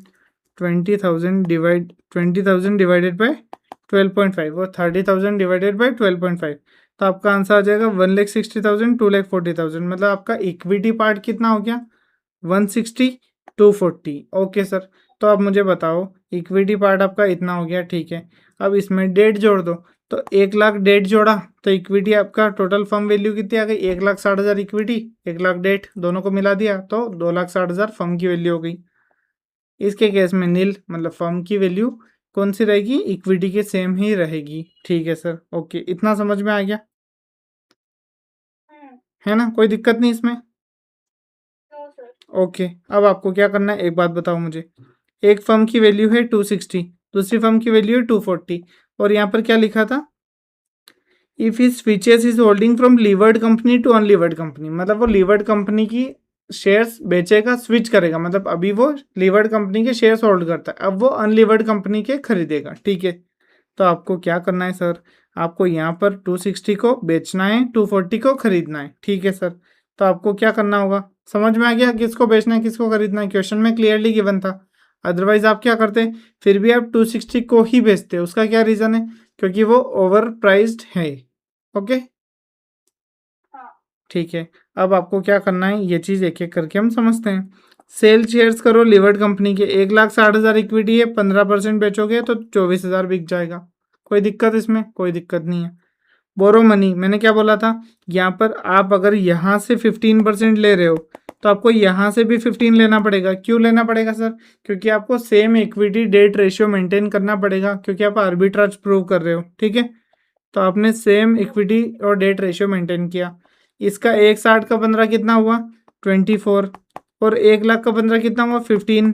तो आपके पास अभी टोटल पैसे कितने आ गए, ये वाला आपने क्या किया, ये वाला आपने शेयर्स बेचे और यहाँ पर बोरोइंग करी, मतलब डेट खरीदा, ठीक है। ओके, तो टोटल आपकी इनकम कितनी हो गई, 39,000। इनकम नहीं हुई, मतलब आपके पास कैश इनफ्लो कितना हो गया, पैसा कितना आ गया, 39,000, 39,000। ओके, अब आपको क्या करना है सर, अब आपको बाय करने हैं शेयर्स अनलीवर्ड कंपनी में, कितने, 39,000। सर एक चीज़ मुझे बताओ, यहाँ पर 240 के 15 खरीदने हैं, राइट। 15% आपने यहाँ बेचे, 15% की यहाँ बोरोइंग, तो 15% यहाँ खरीदेंगे ना। पिछले क्वेश्चन में हमने यही सीखा है कि अपने को परसेंटेज भी सेम लेके चलना है। तो 240 का 15 कितना होता है, मुझे बताना ज़रा। 240 का 15 होता है आपका 36,000। लेकिन सर वो कब बोला था कि आर्बिट्राज कैलकुलेट करो, यहाँ पर क्वेश्चन देखो, ये कब बोला था कि आर्बिट्राज प्रोसेस आप करके दिखाओ हमें। तो हमने सेम परसेंटेज लिया था, क्यों, क्योंकि हमको ये एडिशनल प्रॉफिट, आर्बिट्राज प्रॉफिट दिखाना था, तो हमने सेम परसेंटेज मेंटेन किया। अब यहाँ पर क्या हो रहा है सर, यहाँ पर बोल रहा है कि 15% जो है ना वो बेच रहा है लीवर्ड कंपनी वाले, है ना, और सारा पैसा अनलीवर्ड में डाल रहा है। क्यों, क्योंकि हमको यहाँ पर आर्बिट्राज प्रॉफिट निकालने के लिए नहीं बोला, यहाँ पर बोला calculate the increase in annual earning of investor, मतलब पूरे साल में वो कितना कमाएगा। यहाँ पर पूछा है कमाने के ऊपर, और यहाँ पर क्या पूछा है कि आप कितने पैसे डाल के आर्बिट्राज कमा सकते हो, ठीक है। ये स्पेसिफिक हो गया आर्बिट्राज के ऊपर, मतलब आपको 10% ही खरीदना। यहाँ पर क्या हुआ, जितना आपने पैसा कमाया 24 लिया और 15 लिया, तो आपने टोटल कितना लिया, आपने टोटल लिया 39। तो आप 39 का 39 अनलीवर्ड कंपनी में डाल दो। आया समझ, आया समझ, यस सर। ठीक है। क्लियर हुआ, एक मिनट में थोड़ा सा स्क्रीन स्मॉल कर रहा हूँ।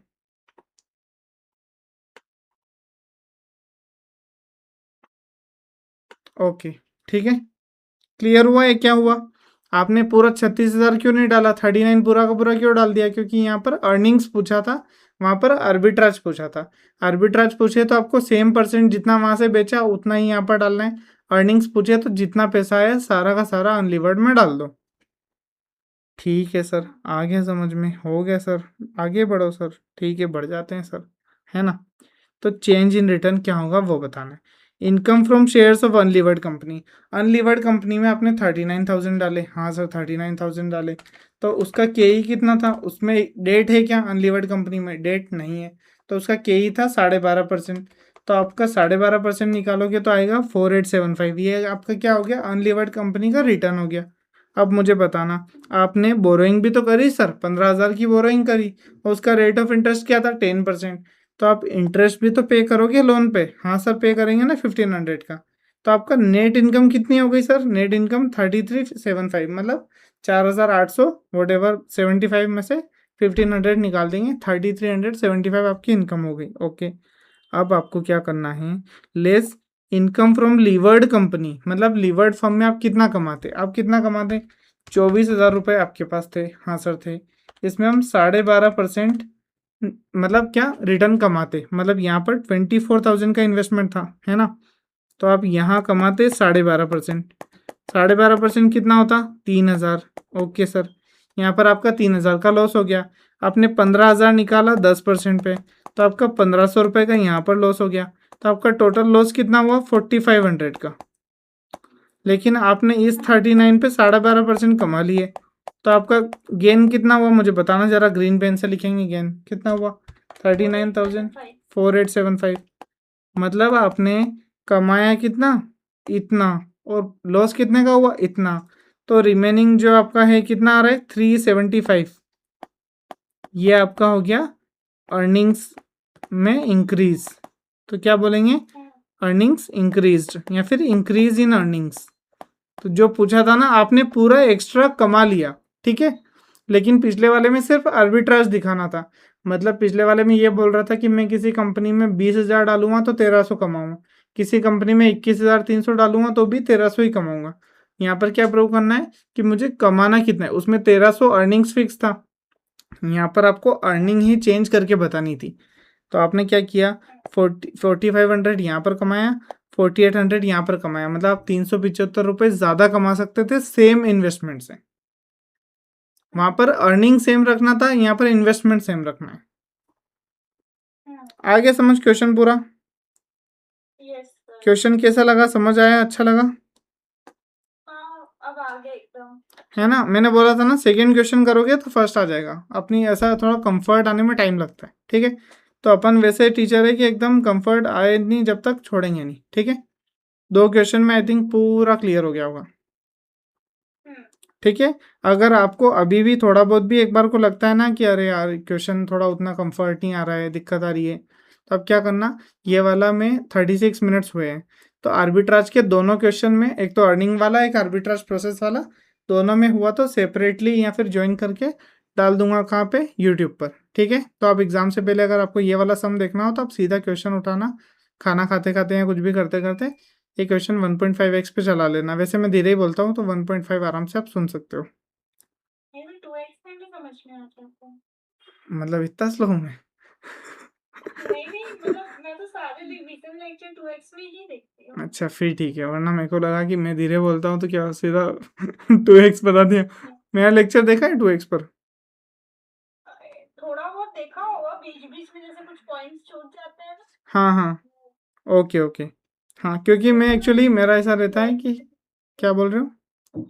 रील्स भी 2x में देखने की आदत हो गई है। हाँ वो इधर दबाओ तो वो एक रील आती है ना कि इधर ब्रेक है इधर एक्सीलरेटर है, तो आपको इधर ड्राइविंग करनी है तो ब्रेक दबा दो एक्सीलरेटर दबा दो।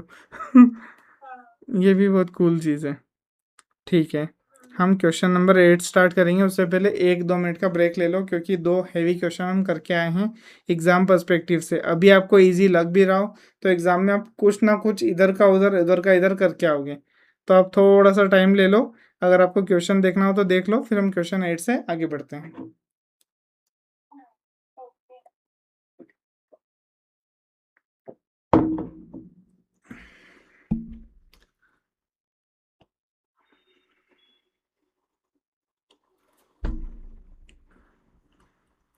ठीक है, हो जाए तो मुझे बताना, कंटिन्यू करेंगे, है ना।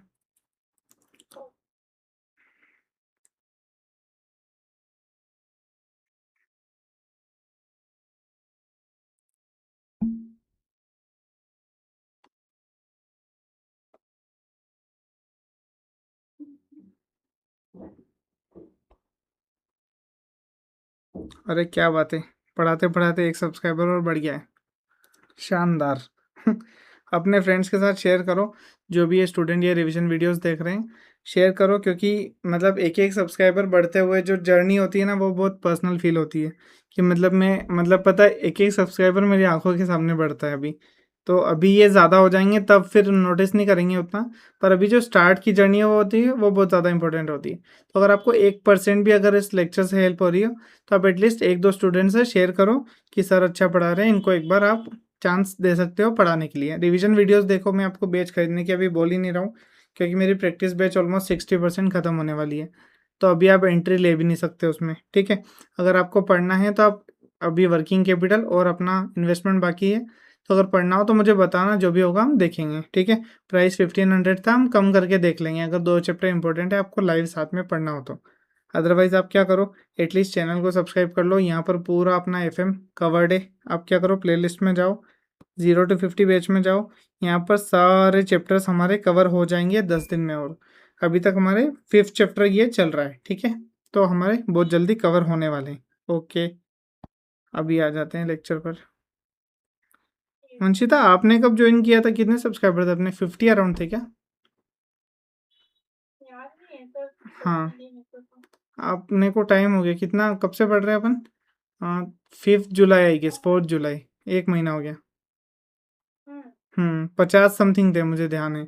और 50 से 76 मतलब सीधा 50% ग्रोथ हो गई है। या अभी क्यों एक्चुअली है ना, एक एक सब्सक्राइबर बहुत ऐसा पर्सनल फील होता है कि अरे आ जाओ सर, जुड़ो जुड़ो। ऐसा लगता है क्लास में स्टूडेंट बढ़ते जा रहे हो, वैसे वाली फील आती है। वही, ठीक है। एक्चुअली एक मेरा चैनल था, 145 150 सब्सक्राइबर हो गए थे उस पर फिर इशू ये आया कि मेरे को मतलब कुछ पर्सनल इश्यूज थे, हेल्थ वगैरह, और साथ में मतलब काम वगैरह के लेके थोड़ा प्रैक्टिस में काम ज़्यादा हो गया था। तब मैं कॉन्स्टेंटली उस पर लेक्चर डाल नहीं पाया था, तो फिर मुझे वो चैनल बंद करना पड़ा। और अभी मैं इस पर फिर से नई शुरुआत की, तो इसमें भी 76 पर हम आ गए। इस बार कंसिस्टेंसी रखेंगे, इसको तोड़ेंगे नहीं अब, क्योंकि उस पर भी मैंने FM वगैरह पढ़ा दिया था मैंने। हाँ, ऐसा। फिर उसका नाम हटाया। अभी मुझे एक्चुअली इसका नाम भी मैं सोच रहा हूँ कि CA अरविंद जाट नाम कर दूँ, उससे क्या थोड़ा पर्सनल टच ज़्यादा रहेगा। अभी AJ वर्चुअल्स लिखा हुआ है ना, तो वो थोड़ा ठीक नहीं रहता है। उससे क्या बच्चों को कनेक्ट नहीं होता कि मतलब एक्चुअली फैकल्टी रिमाइंड नहीं होती एकदम से। तो मैं सोच रहा हूँ 100 सब्सक्राइबर्स पर करेंगे अपन उसको। ये देखो, मैंने अपना लॉ भी पढ़ाया था। ये जो विनी लिखा हुआ है ना, ये 138, ये मेरा ही चैनल था। अभी इस पर सब डिलीट कर दिया है, क्योंकि सेम कंटेंट डबल जगह होता ना, इसलिए, वरना ये मेरा ही चैनल था।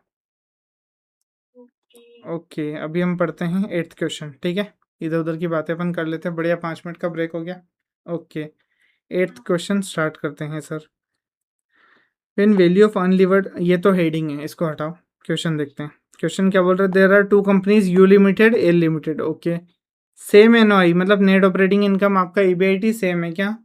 20,000, except L limited is a levered company having debt of 1,07%। मतलब आपका दोनों का EBIT जो है वो 20,000 है। ओके सर, लेकिन यहाँ पर डेट है 1,07% पे, और एल लिमिटेड में कोई डेट वगैरह नहीं है। लेकिन कॉस्ट ऑफ इक्विटी जो है, यू की है 10%, एल की है कितना? 18%। अब आप मुझे बताना, देखो एल लिमिटेड क्या है?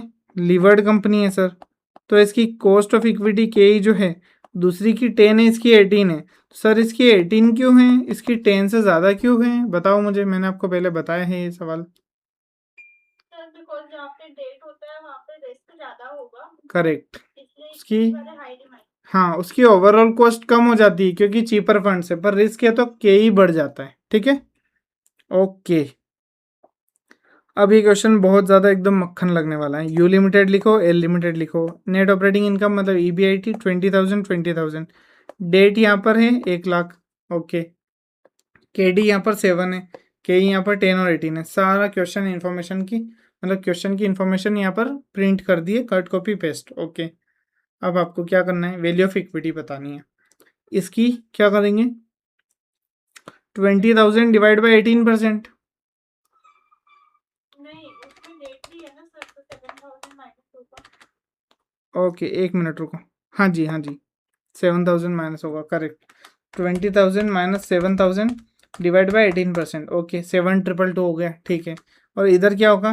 22 लाख, सॉरी 20,000 डिवाइडेड बाई 10%, तो आपकी क्या हो गई? 2 लाख। मतलब यहाँ पर डेट आपने माइनस करके कर दिया और यहाँ पर सीधा कर दिया, तो 2 लाख आ गया, 72 आ गया। बहुत बढ़िया। अब आपको क्या करना है? यहाँ पर टोटल वैल्यू ऑफ फर्म बतानी है। तो इसकी तो 2 लाख की 2 लाख हो जाएगी, इसकी क्या हो जाएगी बताओ? 1 लाख प्लस 722। 1 लाख क्यों ऐड हुआ? क्योंकि ये डेट पार्ट है, ठीक है, ये इक्विटी पार्ट है। तो अपन ने आर्बिट्राज के बड़े बड़े क्वेश्चन फोड़ के आए हैं, तो अब ये क्या लगेगा अपने आगे, है ना? ये अपने इजी पीजी एकदम, मैं ऐसे लिखता था जैसे, है ना, ये क्वेश्चन कर लिया, तो अब जो LDR है वो तो रख लिए, बाकी ऐसे क्वेश्चन को इजी पीजी, ठीक है? तो वो फिर डबल आता है ना अपन पढ़ने, तो अपना अलग ही कॉन्फिडेंस रहता है, यार इजी पीजी है, क्या ही है, चलो फोड़ देंगे अभी, ऐसा वाला, है ना? फिर वो क्वेश्चन अपने को फोड़ता है जब मजा अलग आता है पर शुरू में कॉन्फिडेंस पूरा होना चाहिए कि अरे आ जाओ मिट जाएंगे, है ना। ओके, अब अपने को 9th क्वेश्चन किया था कि नहीं किया था बताओ जरा। 9 क्वेश्चन लास्ट के लिए बचाया था तो। चलो फिर अभी मैं करा रहा हूँ।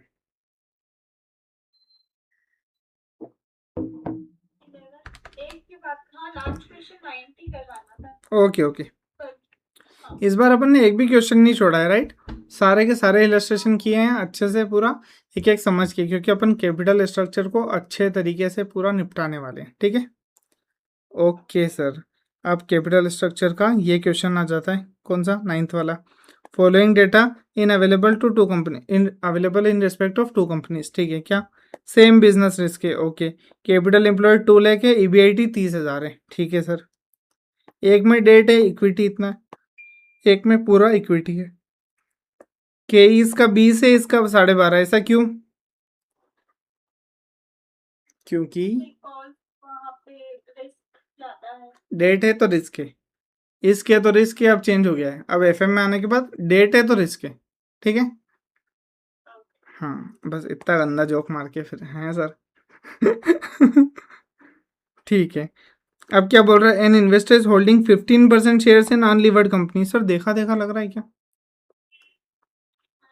Calculate increase in annual earning if investor if he switches from unlevered to levered. पहले क्या क्वेश्चन था, if he switches from levered to unlevered. अब क्या क्वेश्चन है, if he switches from. Okay, तो मतलब पूरा क्वेश्चन उसका अलग पर्सपेक्टिव भी हमको मिल जाएगा, ओके। अब आप क्वेश्चन में आ जाओ, फटाफट सोल्व कर लेंगे, अभी हमने दूसरों में टाइम अच्छा दिया है तो अब यहाँ पर टाइम कटौती करेंगे।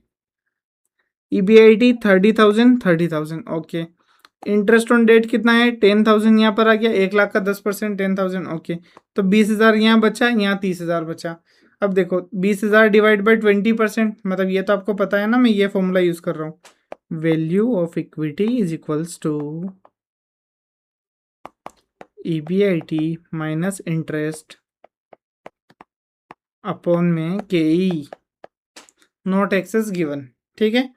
तो यहाँ पर 30,000 माइनस 10,000 अपॉन 20,000, तो कितना आंसर आ जाएगा, नहीं हाँ आंसर सही बोला, पर यहाँ पर 0.20 आएगा, तो अपना कितना आया 1 लाख, ओके सर। और यहाँ पर सेम 30,000 डिवाइड बाय 12.5, तो आपका 2,40,000 आ जाएगा, ओके सर। अब बताना, ये वैल्यू ऑफ फर्म में 1 लाख और जोड़ देंगे तो ये 2 लाख बन जाएगा, ये 2,40,000। अब मुझे बताओ ज़्यादा किस में है, वैल्यू किसकी ज़्यादा है,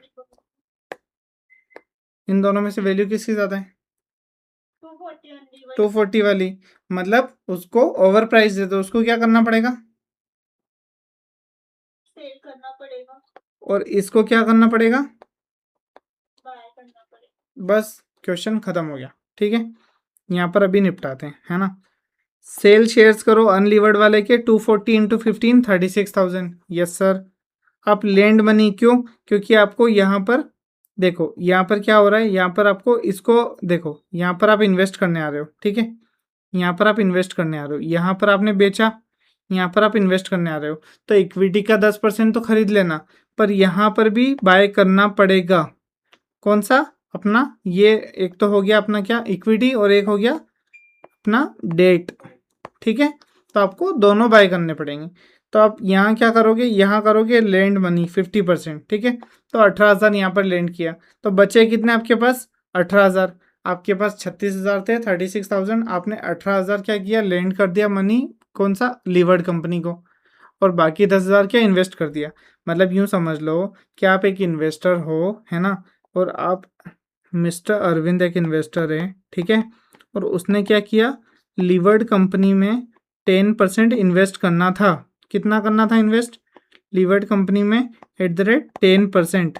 तो आपने क्या किया सर, आपने किया 10% करा इक्विटी में इन्वेस्ट, 10% करा डेट में इन्वेस्ट, ठीक है।